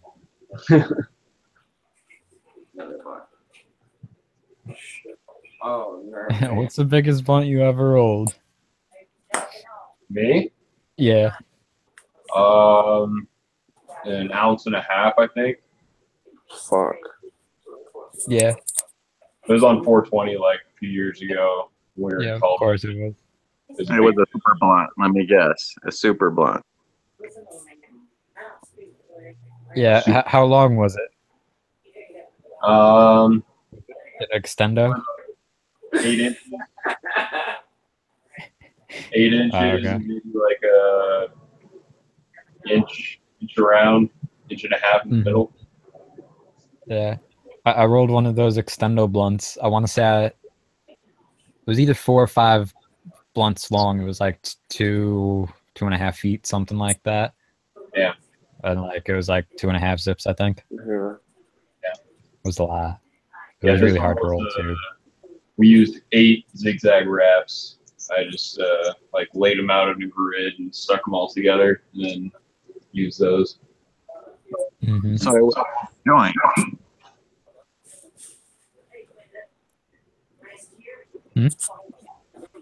No, zigzag makes blunts. Yeah, zigzag blunt wraps.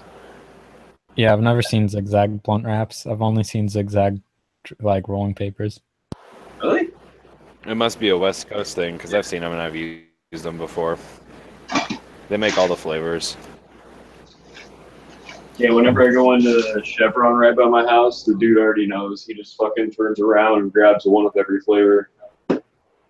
And it's embarrassing when I don't go in there to get blunts because he like already has them on the counter, and I'm like, oh, I just need gas, dude. Yeah, those zigzags are small though, right? No, they're big. Yeah. Yeah. Like bigger than a Dutch, or like bigger? You know, like the juicy XL blunts or whatever. They call them cigarillos. Oh, like cigarette No, they make size? cigarillos and they make wraps too. No, yeah, they're Oh, bigger. do they? We only have the cigarillos out here. I don't know. I'm used to like Dutch Masters, Phillies, that type of shit. Like I don't know what y'all. We're big Swisher fans. Oh no, fuck the Swishers. That shit's tiny. That shit's annoying. Fuck that shit. You don't like that? You don't like? Nah, like I was out in Cali last It's all year about and the like Philly Titans. You fuck with them? You fuck with them White Owls, man? I've smoked like those were around like when I was growing up and shit. They're still around, but like nah, fuck that shit. Optimal. Nah, when I'm rolling blunts, I roll Dutch Masters, or Yeah, you like Fronto Leaf. Fronto Leaf is definitely ideal. Backwoods are good, but I seen Loki fucking around with that fronto leaf. I wanna. What is yeah, that? What is that? that's I like never. raw tobacco leaf. That's like straight, just dried and cured tobacco, like that. Like I got into that a few years back, and I was down with it. But like the shit that I could get around me, it's not that great. Like it's shit that's been sitting in the head shop for fucking 6 months, you know. Man, But okay. I found some places to order online that have some fresher stuff, so I think I'm getting back into it. Okay, sounds badass, man.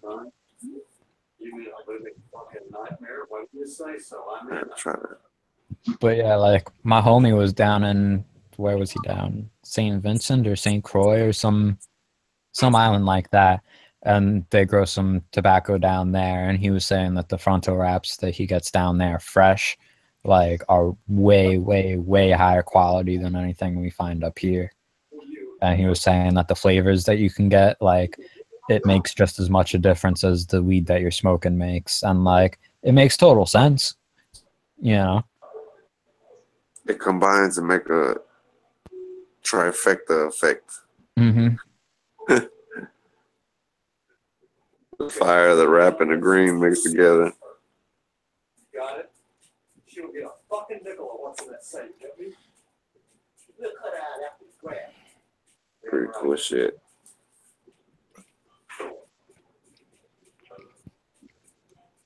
Yeah, I don't know. I'd be interested in growing tobacco myself for like the purpose of like growing my own wraps.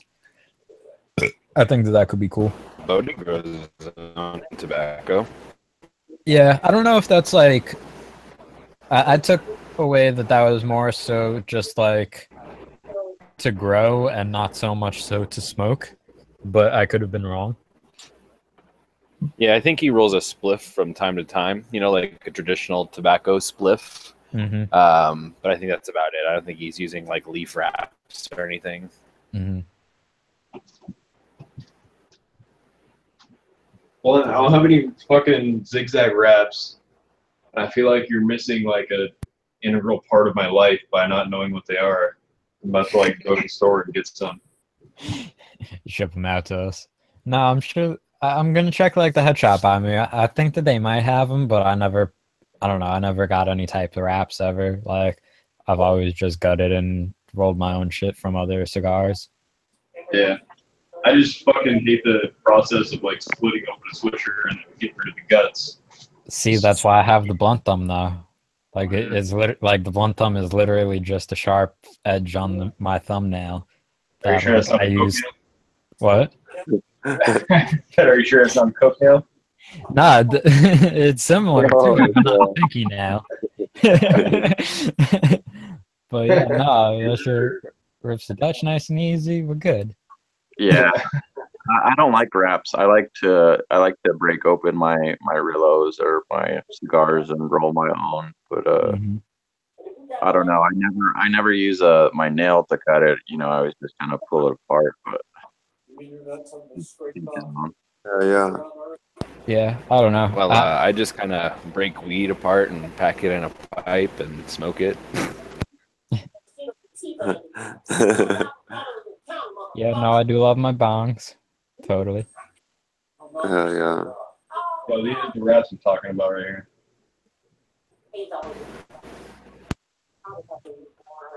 But I got my compact. Cheers, fellas. Cheers, bro. Cheers. Light that shit up. Yeah, Cheers. those. I just busted open a swisher. Yeah, those are like the size of swishers, though, right? No, you can fit way more in one of those than a swisher. Okay, I don't know. From the like See, size of the package, I always assumed that they were like the size of the swishers and never bought them. Yeah, that's the one thing about apps is that you can fit a lot more than a regular size Rillo. Yeah, in Houston, bro, they used to sell the Who rolls Swisher pack, Rillo? bro. A Swisher Sweet is the size of your thumb. A cigarillo is the size of your pinky, bro. Yeah. You could probably fit about, well, we've done it before and put damn near about a whole 7 grams in the damn Swisher Sweet, regular Swisher Sweet. Really? Big ass ball bag just rolled up. That's when they had when they came out with when they first came out with the special edition chocolate. Y'all remember the chocolate ones? Nah. Oh yeah. I do remember the chocolate ones. Yeah, Swisher Sweet chocolate. The fucking things used to make. I don't know if it was the wrap or the weed, but it was like delicious. Shitting like crazy out the back every time you would hit it.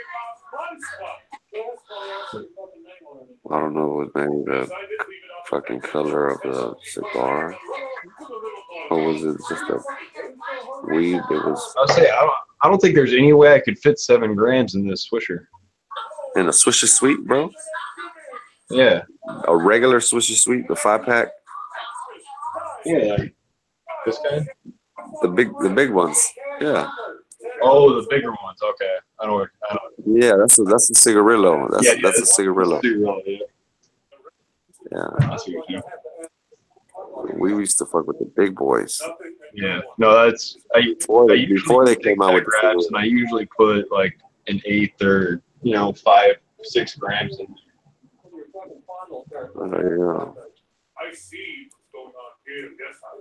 They brought out those Snoop Dogg wraps a long ass time ago over here, and I mean they lasted for about maybe 3 months, and then they cut out because they were drying up too quick.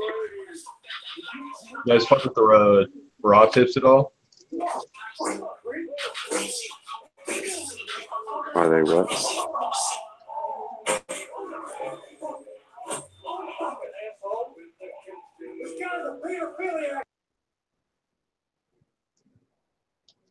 You guys fuck with the raw tips at all?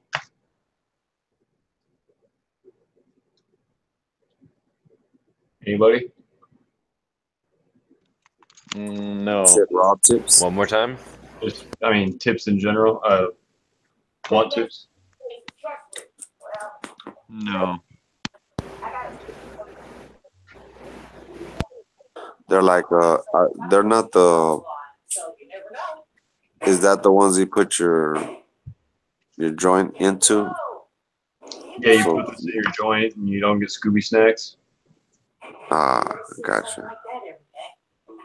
Wait, So, what are you talking about? I wasn't here. They're like $5 for like a 500 pack. Of what?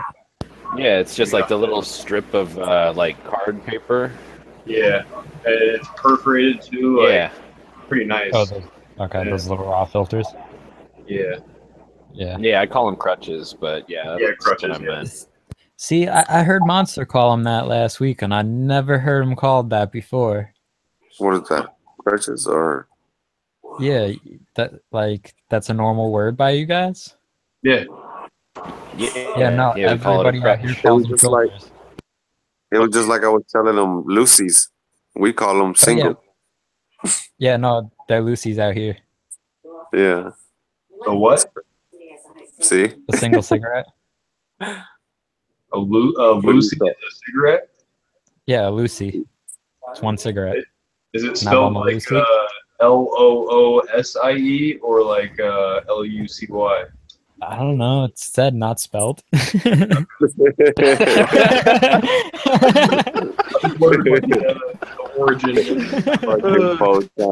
you guys I just flashed back to the Chappelle skit. What is a Lucy? Well, there you go. See, yeah, I knew I heard that shit somewhere. Because he even said it. He was like, we call it a Lucy. Some people call it a single. Yeah, that's right. Yeah, we call them singles down here. We don't call them Lucy's. Yeah, no, they definitely Lucy's up here. I never heard anybody refer to it as a single. Hell yeah. I need some single cigarettes. What? 25 cents or 50 cents.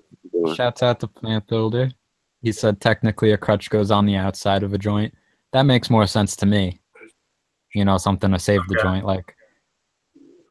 But yeah, I don't know. I can see that. Like we've always called them filters. crutches are like from the old days when like people would smoke cigarettes and they'd have the, you know, their little, I guess, crutch that went over the cigarette, and then filters, I guess, go inside if you want to get technical. Like the penguin? Over a cigarette in the way that like the fucking shit that they got in Fear and Loathing, like the. Yeah. Yeah. Okay. Like the penguin. Yeah, or just like, you know, rich people from the 20s. Yeah. Yeah. I'd be down for one of those. I got one of those. What about My glass? homie had one of those actually. What do you It guys was think pretty about? cool. What do you guys think about glass ones? Like the funky filter tips or whatever. Yeah. I think I'd rather. I never tried them. I kind of feel like I don't know. Kind of scary. Might suck in glass or some shit. I don't think you'd be sucking in. Like I wouldn't be worried about it on that front, but I just feel like I don't know why do that when I could get the raw tip. Yeah, you know? exactly.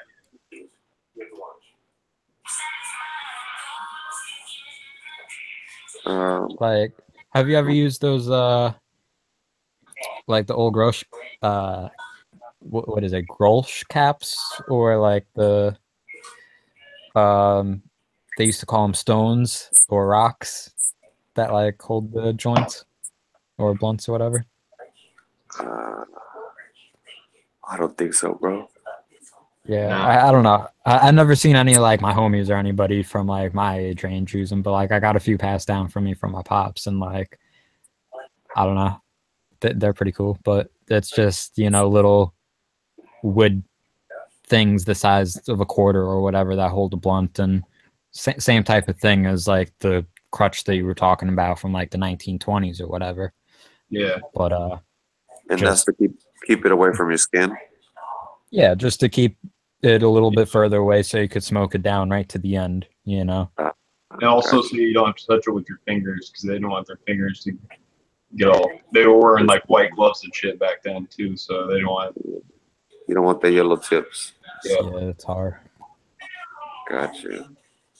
Makes sense.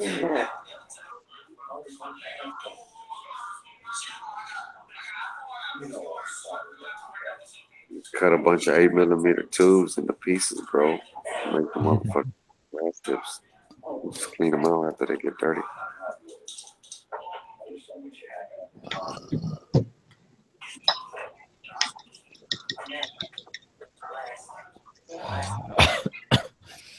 smoking the lower upper mids right now. Oh, lower upper mids. I'm jealous. I'm still stuck on the middly mids. If I pulled the ghost train out, that's definitely upper mids. But yeah, nah, I need a new harvest. I can't be smoking this outdoor no more. Yeah. I'm about to pull out the Groot. Now, Cosa, you over there having the ball, man. What that is that where you harvested even like know. last week or 2 weeks ago, whatever it was? Yeah, it's a few weeks ago now. Yeah. The last thing you harvested. The last thing that I harvested was Or was that like a few Gray, days High ago? Flyer, Apollo 13. No, I haven't cut anything down for like a week now. Yeah.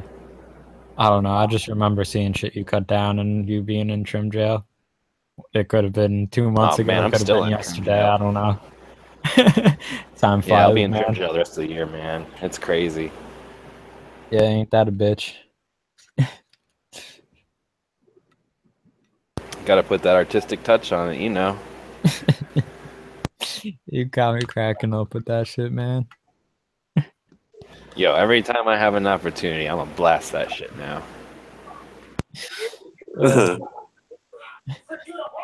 Fucking A.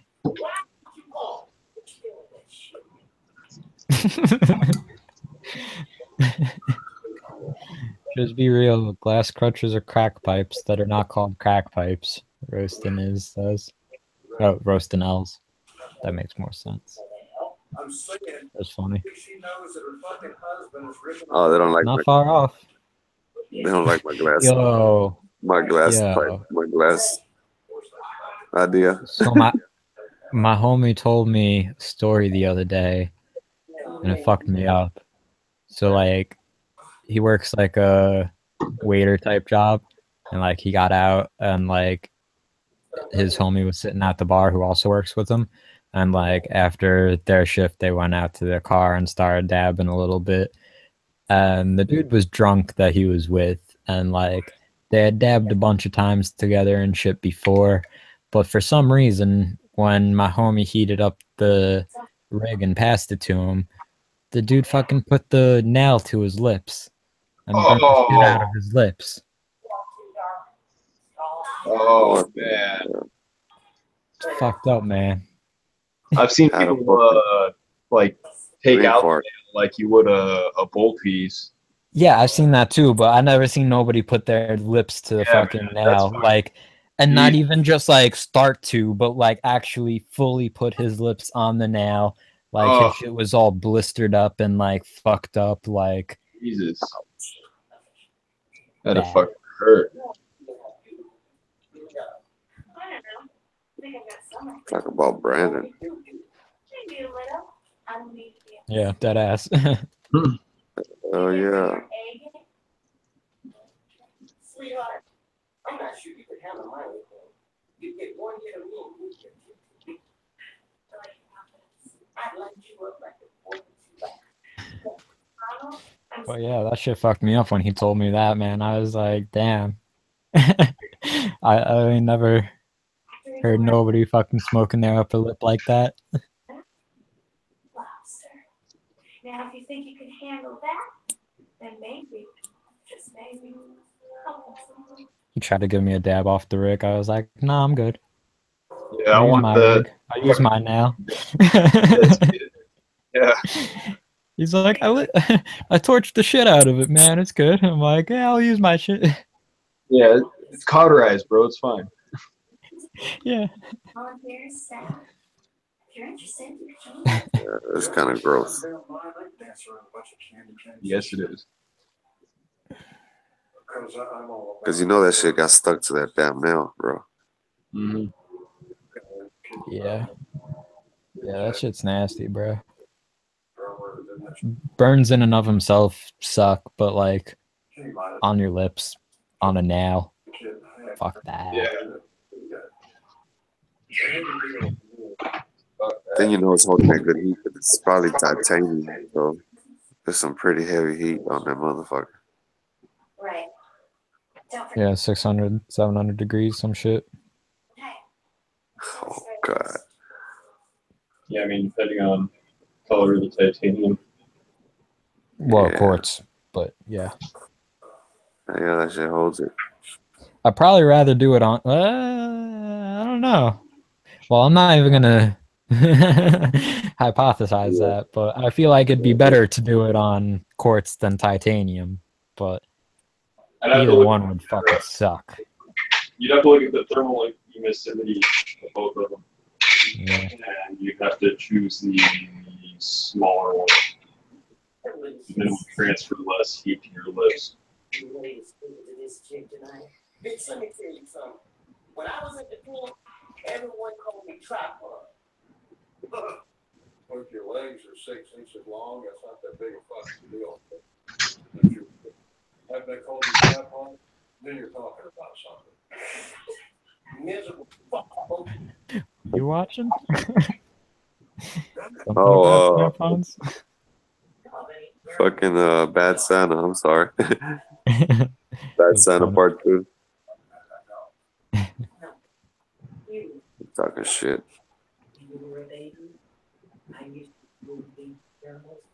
Just like a bird does. He's fucking crazy. Spit on your little mouth. You just squeeze your little. Can't you turn me a fucking pizza here?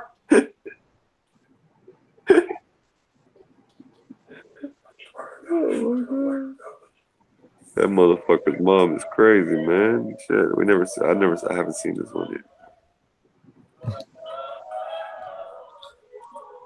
And bird feed his ass. Oh, God.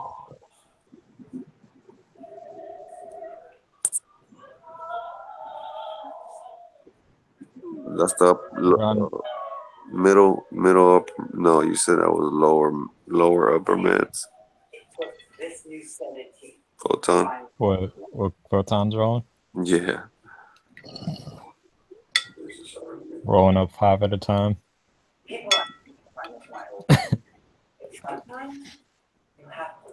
But that's the only way to roll. Oh, that makes more sense now. I was like, what you mean we're on Neptune, Cosa? Thought this was Earth. My bad, bro. I'm trying to get some shameless plugs in here, you know. Hey, ain't nothing wrong with shameless plugs.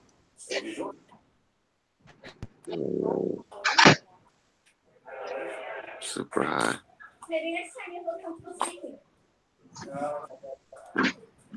Yo, I see Jason Voorhees talking about the Fruity Pebbles OG.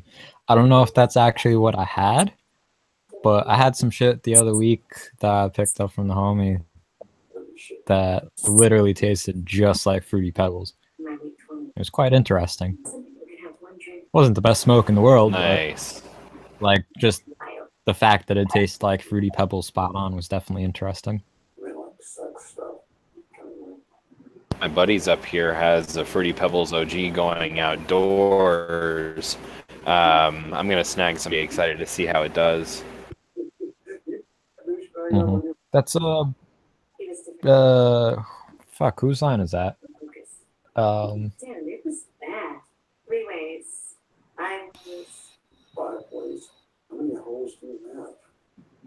Who bred that line? For some reason, Jaws is coming to mind, but I don't think that it is Jaws. Several people have done versions of it. I know Motive 303 has done a version now. I think Jaws has done a version, like you were saying, too. The original line is from the later 2000s. I can't remember who did the breeding on it. It's been a while. Mm-hmm. I think Seed Finder just unknown or legendary clones. Mm-hmm.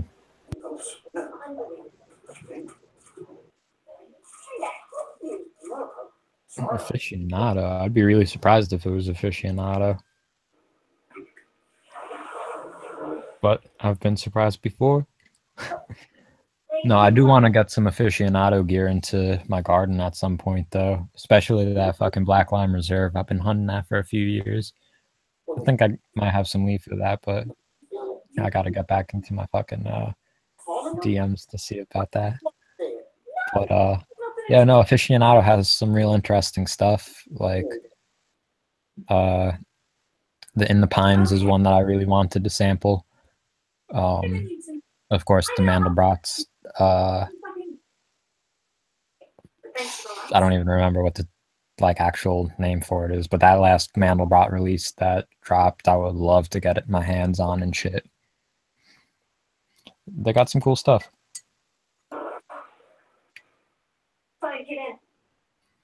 Speaking of Mandelbrot, my boy has that his Royal Kush or whatever it is. I need to snag some cuts off that too. Yeah. That's what's up. Yeah, the fucking the Royal Kush, the Special Reserve, you know, the there's another one that's escaping my mind that I really wanted to try. But yeah, they have some really interesting stuff for sure. They got what the Long Valley Purple Kush too. They had that LAOG Affy release a few years ago that I had like the opportunity to get seeds of, but I ended up passing on and should have gotten. Yeah, I'm kicking myself on not picking up a lot of his gear back in the day too. Mm-hmm. Not missing the backflip finale. See, it's funny, like looking back at some of the stuff that, like, you know, you had the opportunity to buy, and it's like now, just like, you know, 5 years later or whatever it be, it's like, wow, that was some really like monumental shit that it was just there. Anybody could have gotten it, you know, and like if you would have had it then and still had it now, it would have been like really sought after.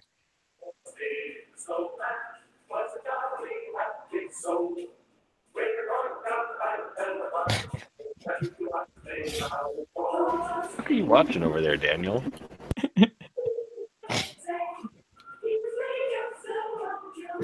He's a bad Santa too.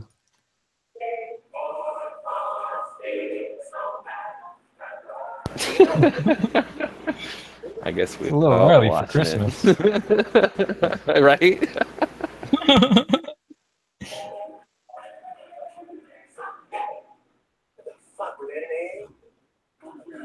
Maybe he's an alcoholic. Really? Insight, Dorkman?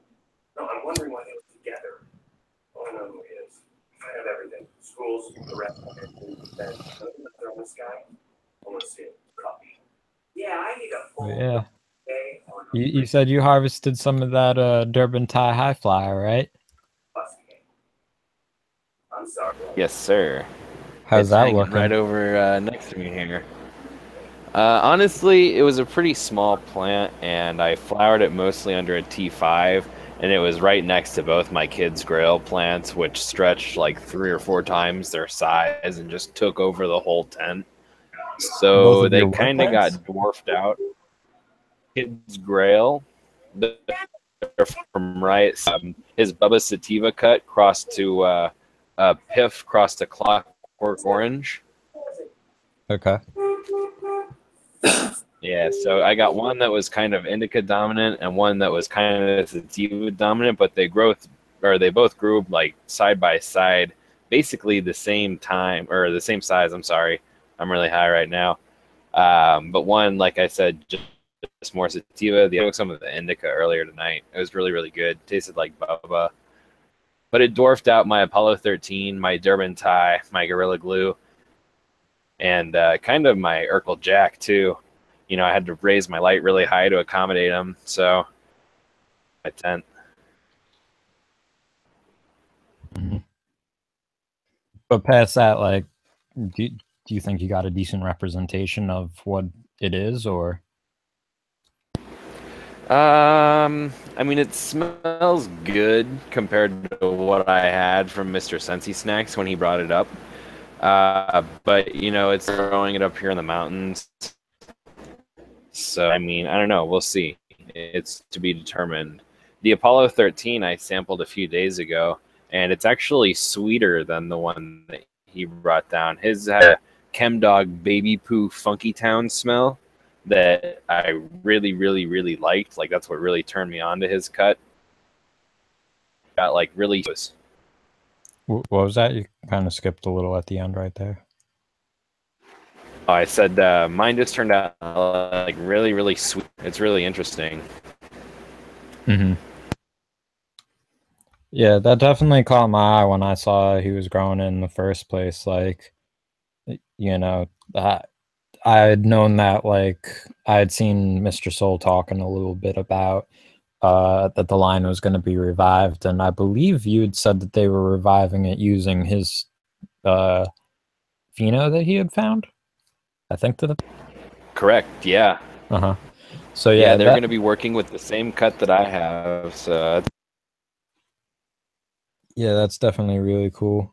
And like, I don't know, I'd definitely also be interested in seeing what's good with that Apollo 13 you have. Like, that was what, an F3 original release, and then he brought that out to F6. Or, well, somebody brought that out to F6 and he grew it out at that point.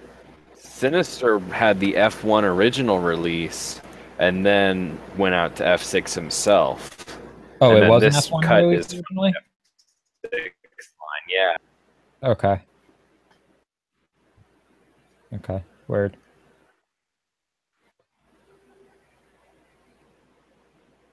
Yeah, I have a few beans of the F6 as well, so I may do an open run and take it to F7. We'll see. Mm-hmm. Yeah, that's cool. I got the F4 Apollo 11 open pollinations from Bodhi. I got either 2 or 3 packs of those that I want to run through and see, you know, what comes from those, and probably take them to F5. What did I say? F4? Yeah, so F5. And see what I could find out of those.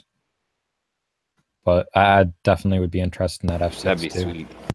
Or the Apollo 13 rather, and see what the difference between the 13 and 11 really is, you know? For sure, man. Yeah, I'll shoot you the cut. This cut, I feel, is a pretty solid representation, the one that Mr. Sensi Snacks found. It's stable. It doesn't herm out at all. It has a really, really nice smell and flavor, good bag appeal, nice solid nugs. But it just, you know, it's going to take some time for me to adapt to them. You know, lowland, desert, acrid climate up here to the mountains. So she's a little unhappy right now, to say the least. Yeah. Yeah. See, so we were kind of talking about that the other day, and like when I was talking about it, I think I remember it was either Loki or somebody who hadn't really noticed so much, so the same phenomena or whatever. But I personally noticed that when I bring a cut into my garden, regardless of where it comes from, it could come from a couple blocks away from me, and regardless of where it comes from, if I grow that out, if like I veg it, take a clone from it, veg it, take a clone from it, that resulting clone at that point is going to be way different in phenotypic expression, even just in veg, than that original cut that I get is. Yeah, absolutely. I agree 100%. Like, you take one clone from another, you don't even have to re-clone it, and all of a sudden it's, you know, shooting 1 leaves or 3 leaves and just going into unhappy mode. And the plants really know where they are, man. Like, a lot of people don't think about it, but, you know, depending on if you take it for even a couple block journey, like you were saying, spectrums, switching environments, because no 2 grow rooms are the same. They all have different CO2 levels, different, you know, things in the oxygen, et cetera, hugely adapt any time that they change up grow rooms, or even going from one tent to another. And even on that note, like going from first generation off of a seed, especially off of a unclimatized seed such as a landrace from another country, into the second generation clone off of that original plant, the amount of phenotypic expression difference is amazing. Like, I have this Indian landrace that I got directly from India from my friend, and just between one generation of clone, the amount of phenotypic expression difference is amazing. Yeah, man. I mean, you know, it's exactly like you just said, taking it from one hemisphere to another, how quickly this plant can adapt, and seeing the changes and noting them, that is so cool, man. I'm jealous. Yeah, and like it's definitely interesting having, like, you know, the clones right next to the mom and being able to see what the difference is, like right next to each other in person, you know, instead of just like trying to remember what the mom looked like versus what a couple generations later look like, or anything like that, you know. Oh yeah. Yeah, and I always encourage people, you know, keep notes, keep a good photo journal. If you can't keep all the plants, because I know a lot of people have a tough, but it's always pretty important to have a reference point to go back to for yourself. That way you can really, you know, learn to love your plants in a good way. And at the very least, if you can't do either of those because of legal situation and fear and all of that shit, pay the fuck attention.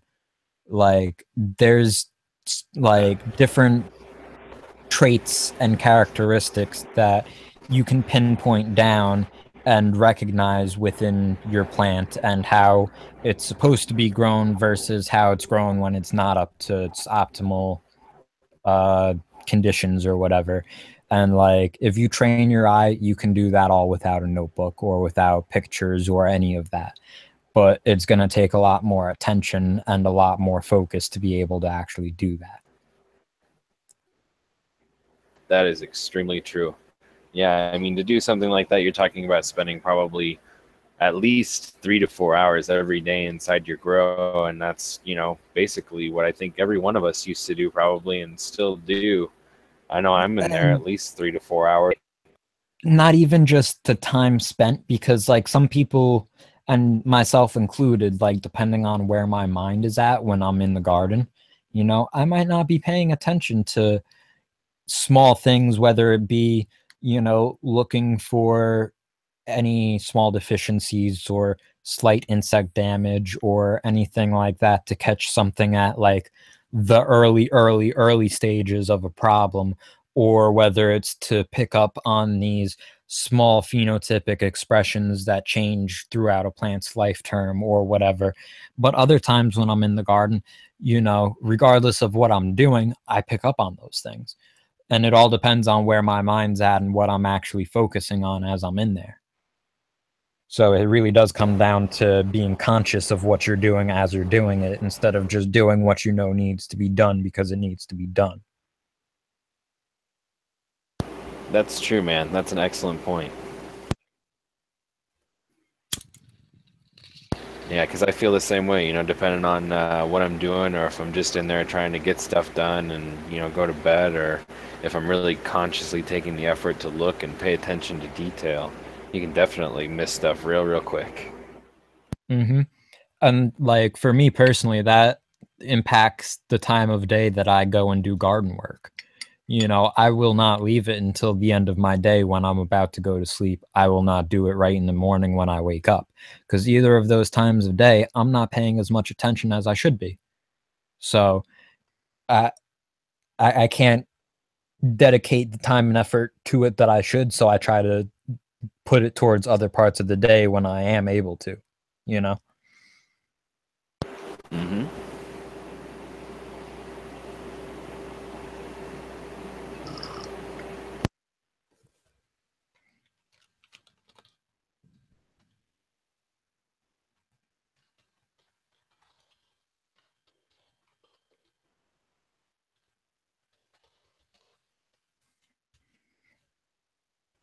Professor Farm says to put your mothers outside in the summer for 6 weeks. It helps keep them for years and years. It helps keep them flowered, maybe. Nah, if you put your moms outside for, you know, from June 5th, June 10th, June 1st, whatever, somewhere around there, to middle of July, and get cuts off of them, yeah, that's fucking awesome. Like, I would absolutely love to be able to do that with all of my moms each year.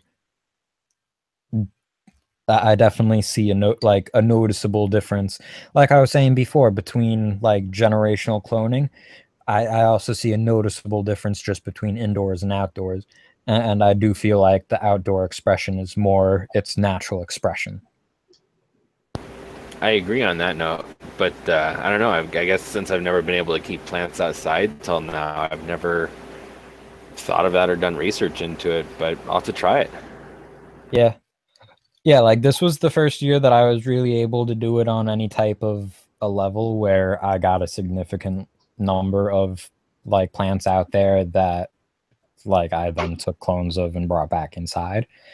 But yeah, you know, like depending on your ecosystem and what else you have in the area and all of that, like it definitely behooves you to you know, employ the normal quarantining type processes that you would employ on the return inside as you would from a plant from another facility or whatever. Typically, personally, I don't have the same issues that I am not worried about, you know, spider mites or russet mites or anything like that, bringing it back inside. I'm worried about, like, I'm not even sure what the fuck I was dealing with. I think it was silkworms when I brought these cuts back inside. I had a few silkworms caught within the cuts that I didn't notice. and they spun a few webs and molded out some shit in the cuts, but like that's the type of shit that I'm more focused on when I'm bringing them back in than, you know, the normal russet mites, thrips, whatever that people deal with. Yeah. Yeah, caterpillars too, man, or little moth egg things. I don't know what they turn into. Yeah, I fucking hate But yeah, caterpillars. all those things are just devastating on a garden. Yeah. But yeah, I definitely do like putting plants outdoors. I definitely see what seems to me to be a healthier expression of the plant. And like that could totally be like a lead experience in a type of way. Because like who's to say what the proper expression of a plant really is? But like they just seem happier to me when they're at least either in that outdoor moment or when they're brought back indoors from outdoors compared to just left indoors that whole time.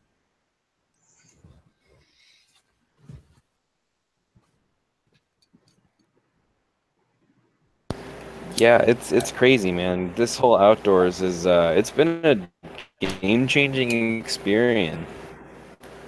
But it's definitely been a real big learning experience too. I thought it was just going to be a cakewalk. Oh, how wrong I was. Yeah. And it's not even like comparable. It's a completely different can of worms that you're dealing with, you know?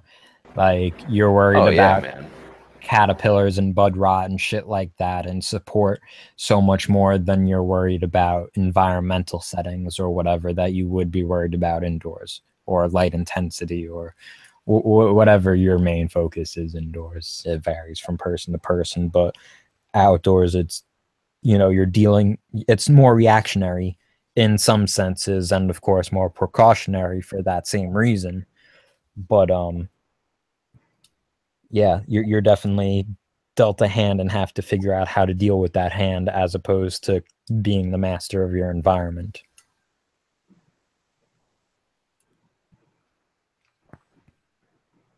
Yeah, and that's what I'm learning too. You know, indoors you have so much control over everything. You can adjust anything with just like a snap of a finger practically. And outside it's just like, oh no, it's going to be hot as fuck today. You better prepare. You better pucker up that butthole, son. Yeah, she don't care what you got out there. Mother Nature's bringing it either way. Yeah, no, she's been a cruel mistress this year too. Between the long winter and now the hot summer, we've had a couple 100 days this week.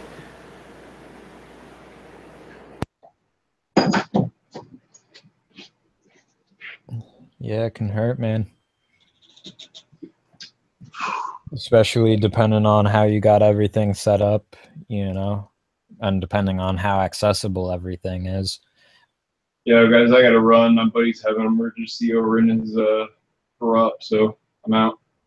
Word. Later, Photon. Best of luck. Hope everything gets fixed. And you're gone.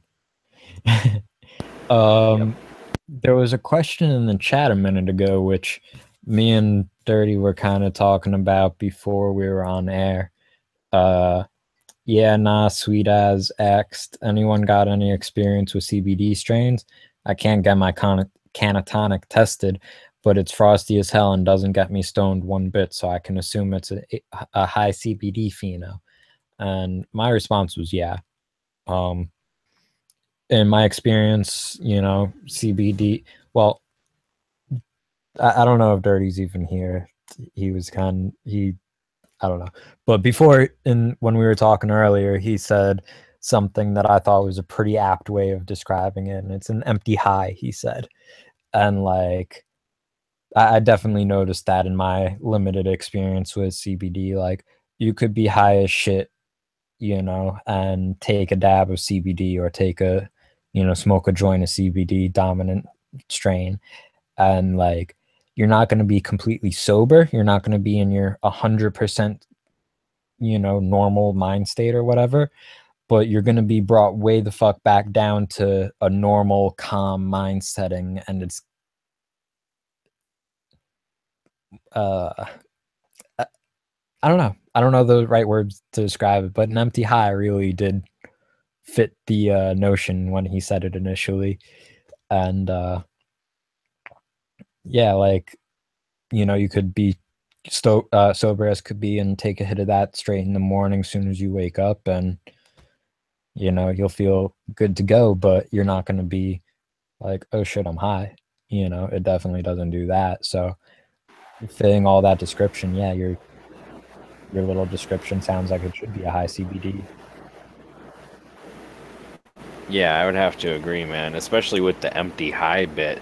I have very limited experience with CBD strains, but when I have partaken in them, it's exactly like you said. It's either an empty high or you may have been stoned and then it just kind of cuts through it. And then you're like, oh, square one again. Okay, that's cool. Mm-hmm. Yeah, it's a really interesting experience too, especially after, you know, having whatever 10 years of experience with normal cannabis, THC dominant shit, and then, you know, you try CBD and it's just like, wow, that is totally fucking different. Yeah, man, it's fucking crazy. I'd love to play around with some CBD cuts. I had ACDC, but she was sent to me, and then she died like 2 days later. She just wilted, overwatered her, and she was pretty unhappy. But I've heard that they can be very, very, very finicky as well. Mm-hmm. Yeah, she's a sativa wild child, as I've heard her called. I'm definitely interested in trying that 20-to-1 pheno, the ACDC that goes around, or 22-to-1, whatever the fuck it is. Yeah, that's the one that I had. I was so bummed out when I lost it. I can get it again, but I have to be more careful next time. Yeah. Yeah, I know a few people who have it too, I think, and I don't know. I had it designated to come to me last summer, and shit happened and got some other shit instead. And I was happy at the time still, but you know, now it's like, I really wish I got that CBD cut. I don't know. That shit's I not wanted around to here use at all. mine to. Oh, I'm up in NorCal, so I mean, if you want it, it's here. But I don't know. I just kind of wanted to play around with one because all the shops charge so damn much for theirs. Mm-hmm. Yeah, like out here, I couldn't find CBD if I tried unless I ordered it from Colorado or some other state that is abundant in it. Oh yeah, but it's probably the hemp CBD though if you're getting it from online. Well, hemp CBD in the sense of like how CBD distillery or whoever does it, you know. I think that some of that is ran from like what, the Auto 2 or whatever.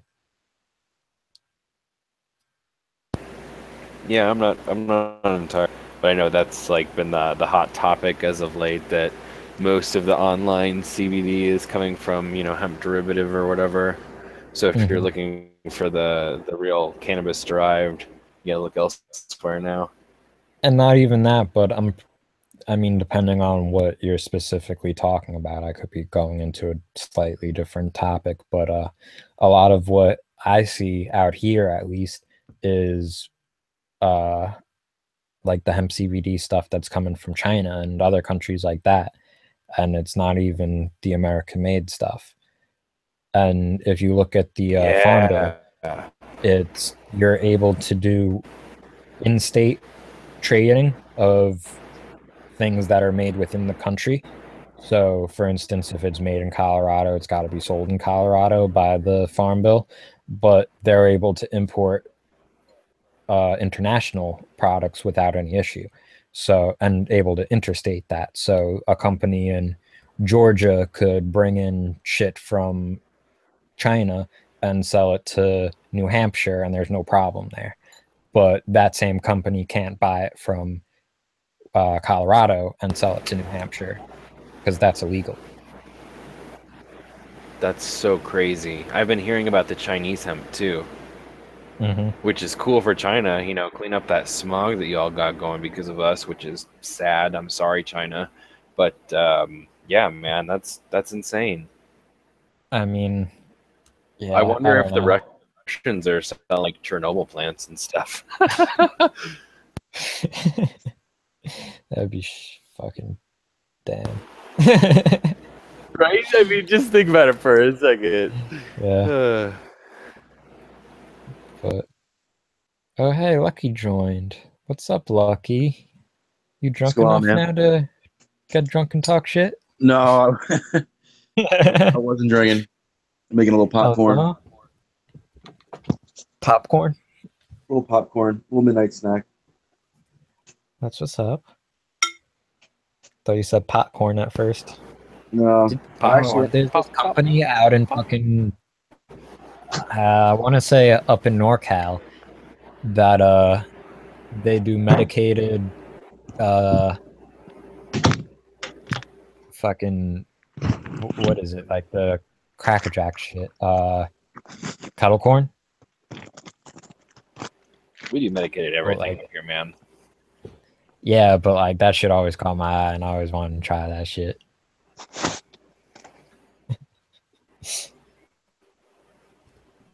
Get ready to cut down some new plants. Oh yeah, the overgrown shit. Yeah, that's what's up. There's one of them that's purple, which is pretty cool. Frosty. Yeah, and I saw that. I wasn't sure if that was just like the picture quality or if that was the actual nug, but that's like fully purple. I mean, not fully purple, but like full purple tint to it. Purple leaner for sure. Yeah. Yeah. I wish I would have took a cut on it because that plant looks awesome. Yeah, you ain't take no cuts to any of that, right? No, just because I even told the dude, I was like, man, these plants are gonna get beat up.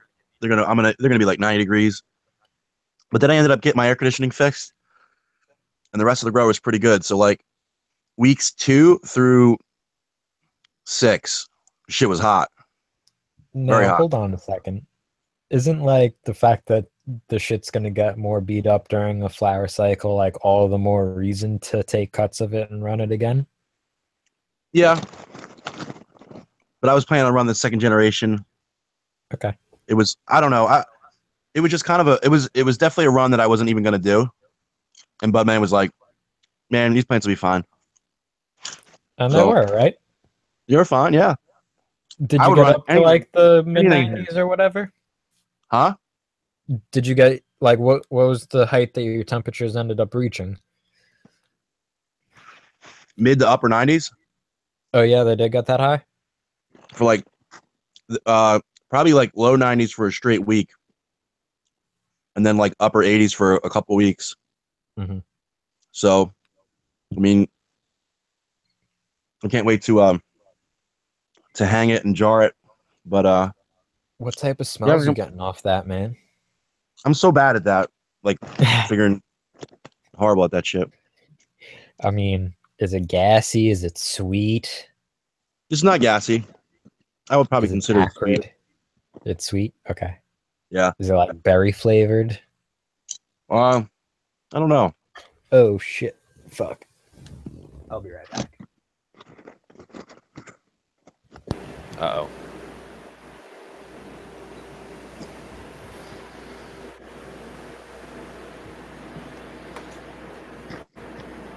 But I gotta hang these plants because my veg is getting too big.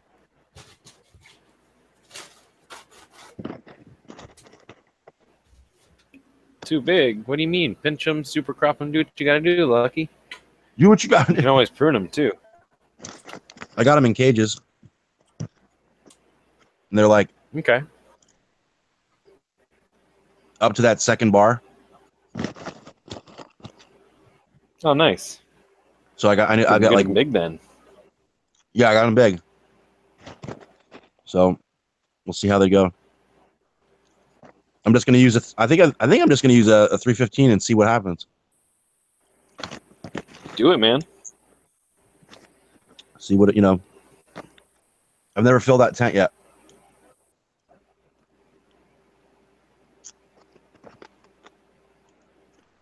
So just happy to smoke some new shit. Right? Yeah, variety is always good to have in the garden. That's why I never monocrop. I always run like 1 or 2 plants of each strain unless I'm running seeds. Yeah. I'll clone this 2nd generation run just because I'm expecting to find at least one plant that is going to be a good yielder. Yeah, you should definitely find at least 1 or 2 keeper phenos in there. Yeah. So, and I don't know if I want to run that again or pop something different. Pop either your seeds you got. I got a pack of those blueberries, and then I got a pack of those Obi-Wan OGs. I don't know. What else? I think that's it. A couple of each. I know. I was thinking that too. They're right? both regular seeds, so pop 6 and 6. Yeah, might do that. Yeah, that might make more sense. Yeah, that way you have a couple now, and you can save a couple for later on. Mm. That's what we'll do. If I can get Pharma Freeman to test them again.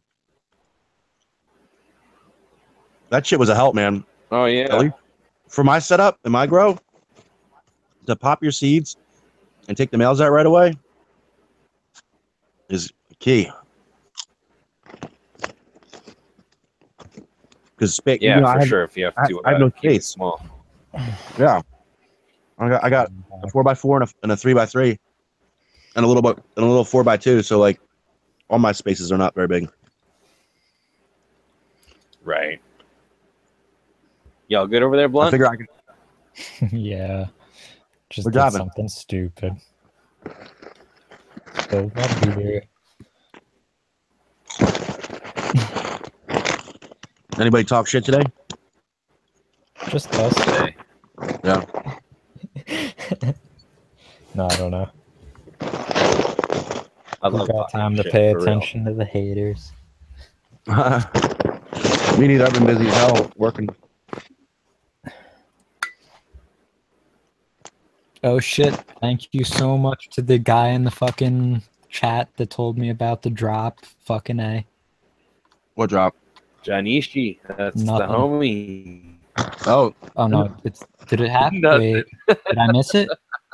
What, the Durbans? No, not that. Did I miss it? No, did it happen? I don't see it. Where's my cheese? Fucking hell. I want this cheese so bad, man. You know what I'm bummed about? I missed the what was it? The Syrian land race from Real Seeds. Oh yeah. I should have jumped on him when I had the bread. Yeah. Syrian? Yeah. Or yeah, it was it was Syrian. That's right.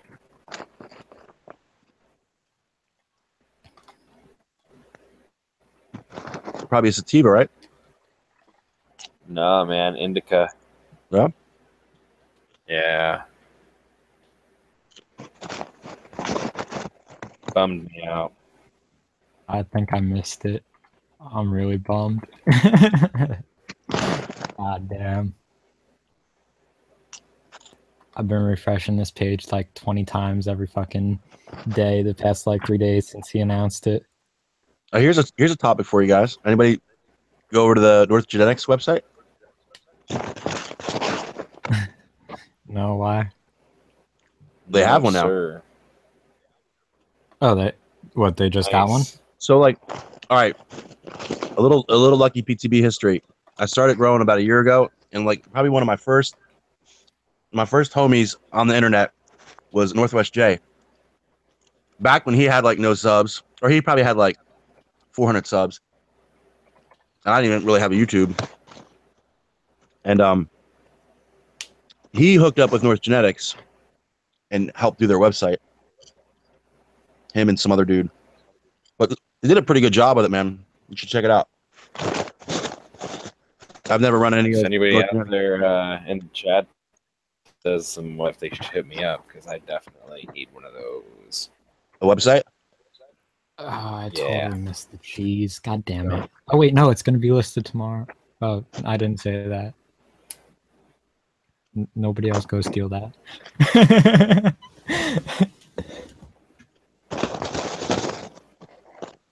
But North Genetics, man, they all seem like good guys. Got a good growth.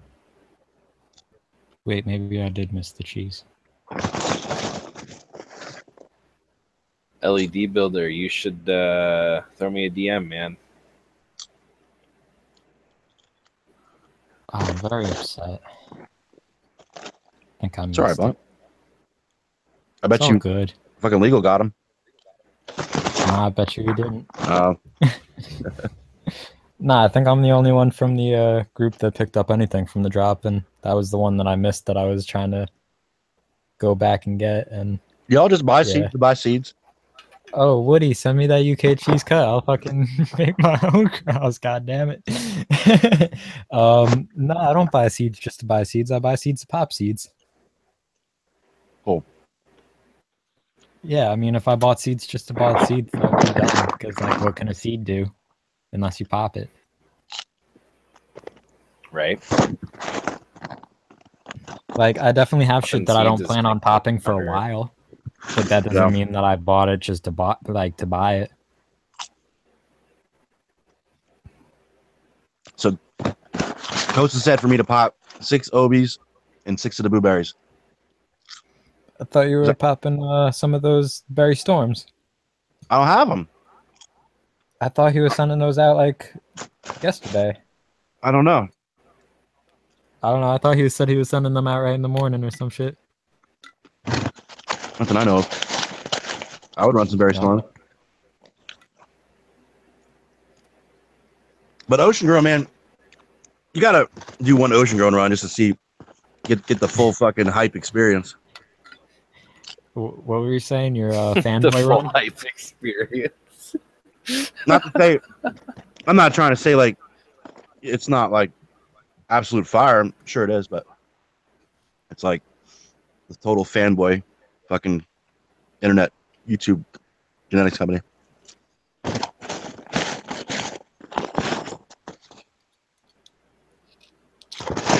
Yeah, I mean, good luck. That's all I want to say. What, with their bean? Yeah.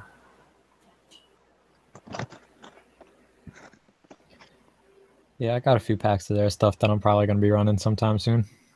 Which ones? Let's see. I got the Jawa Pie, the Obi-Wans, the Alien Rift, the Ninja Fruit, the Malibu Pie, the Jedi Kush, and maybe like one or two others that I'm not remembering.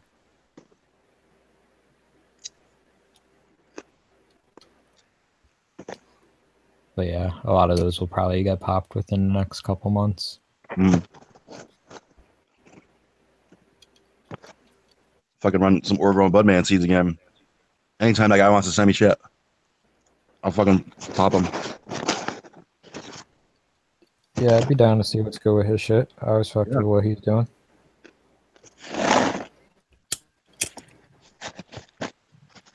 Yeah, man, to talk with Orgrown and maybe do a collab or something. He's a good dude. For sure. See, it's funny, like, I was buying seeds so, like, steadily, and, like, I know I have so many things lined up that, like, I've definitely narrowed, like, what I've been buying lately. Yeah. But, like, it's just, you know, if I buy something by the time that I get it into the rotation, you know, like, there's so much shit to run. I'm trying to do shit and keep a fucking 12 plant count. Yeah, good luck with that. Yeah. It should take time. Can't remember the last time I had under 12 plants. I don't know if I ever had under 12 plants. I don't think I ever had under 12 plants. Maybe like when I first started growing, but that was about it. After that, it was like as many as like could possibly fit in my tents. That's what I was thinking, but I popped the whole tray my first run, so nah.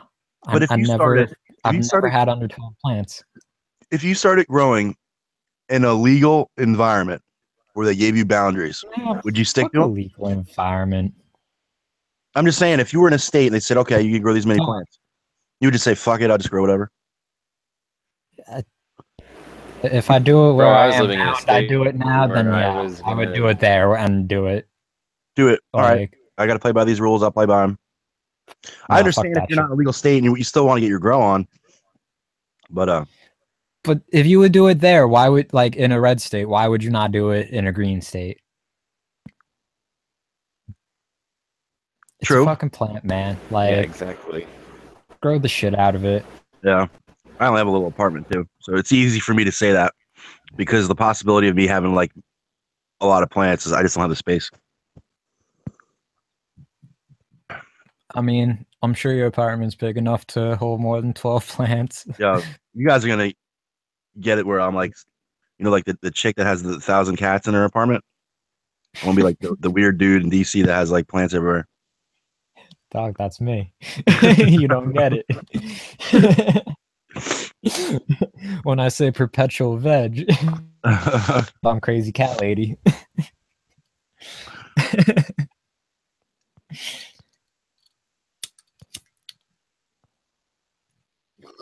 think I'm finally reaching the second bowl pack tonight. See the one thing.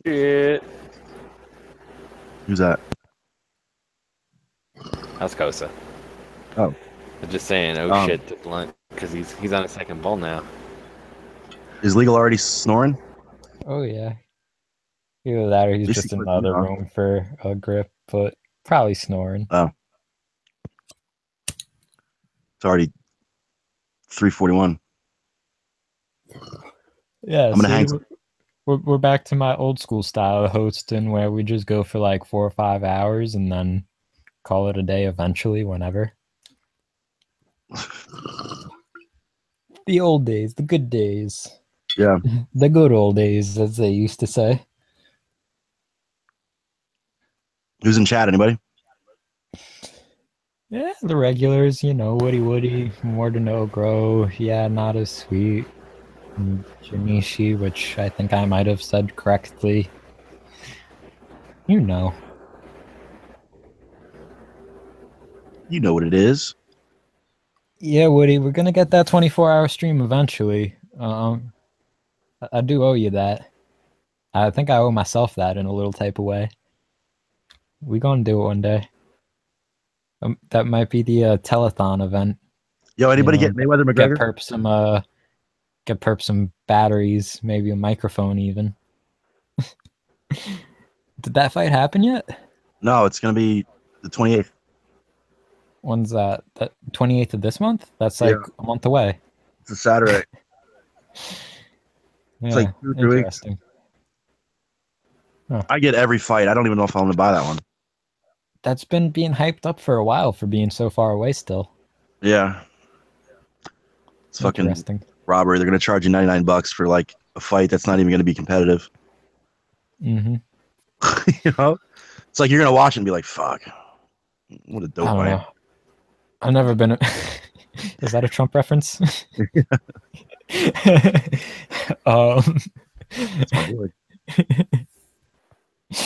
I haven't like ever really been too big a fan of the fights and all that, but I definitely do think that well, yeah, just in general, you know, whether it's UFC or boxing or any of that shit. But well, just sports in general even. I like participating more than I like watching. Yeah. You're probably are you still a young man? Yeah. All right, good for you. But yeah, I don't know. Out of all the fights, that's definitely an interesting one since it's like crossover between UFC and boxing. Yeah. You know, but it's definitely something that I can watch the week after and be fine. Like, you gonna bet on it still though? I will probably for sure bet the under if I bet it. It's gonna. I think the over under is 9.5 rounds. So if I'm gonna bet anything on that fight, I'm gonna bet that McGregor gets tired around rounds 4 and 5, and Floyd Floyd's got to knock him out. If he doesn't knock him out, and Floyd wins a decision, it's still a loss. A guy that's never boxed can't take him the distance. So Floyd's going to get him out of there at some point, I think. So by your definition, the only win is a knockout by Floyd.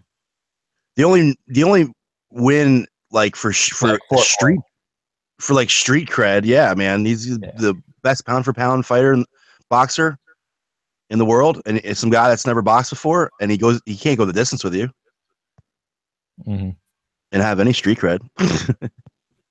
That's like that would be like 49-1. I mean, he'd still win, but I'd be like, whatever. Boxing's a sham. Were you the one who was saying he's just going to start throwing feet up, throwing kicks? No, he'd get sued, man. Would he actually? Yeah, he wants to make money, not get it. Yeah, that would be. He wouldn't do that. I could see him do some shit that's questionable for sure,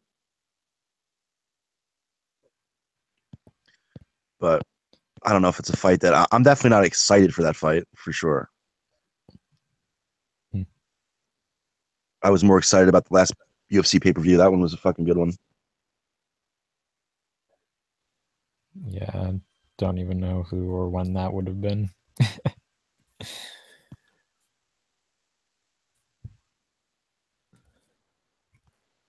But yeah. Why is Instagram so addictive? Instagram? Oh my God. I could think of a few reasons why. But yeah, I don't know. I feel like it's getting close to that time of the night where we start to wind down and wrap this up. Let's do it. Anybody got any last things to say? Any last shameless plugs they want to make, or? All right, I'll throw it out there. Thanks to everybody in the chat. Big shout outs to California Press Co, the sponsors. Much love, guys. If you guys want some Cosa seeds, go check out NeptuneSeedBank.com. Thanks everybody for watching. Peace out, Chip Chop. I think that was the most clear thing that you said all night, just like connection-wise. And shouts out for that. Right on. It was the most important thing all night, right? Exactly. Alright, shouts out to everybody in the chat and all that. Shouts out to everybody who was here on the panel, who didn't make it on the panel, all that shit. Gro's loving all that, blah, blah, blah. Catch us next week. We'll be here. You'll be here, hopefully, probably. I would put some money on it, like Lucky's going to put some money on this fight. Under. Bet the under, everybody. See, I'm not betting against you guys. I'm betting for you guys. So, word. That's that, y'all. Peace out.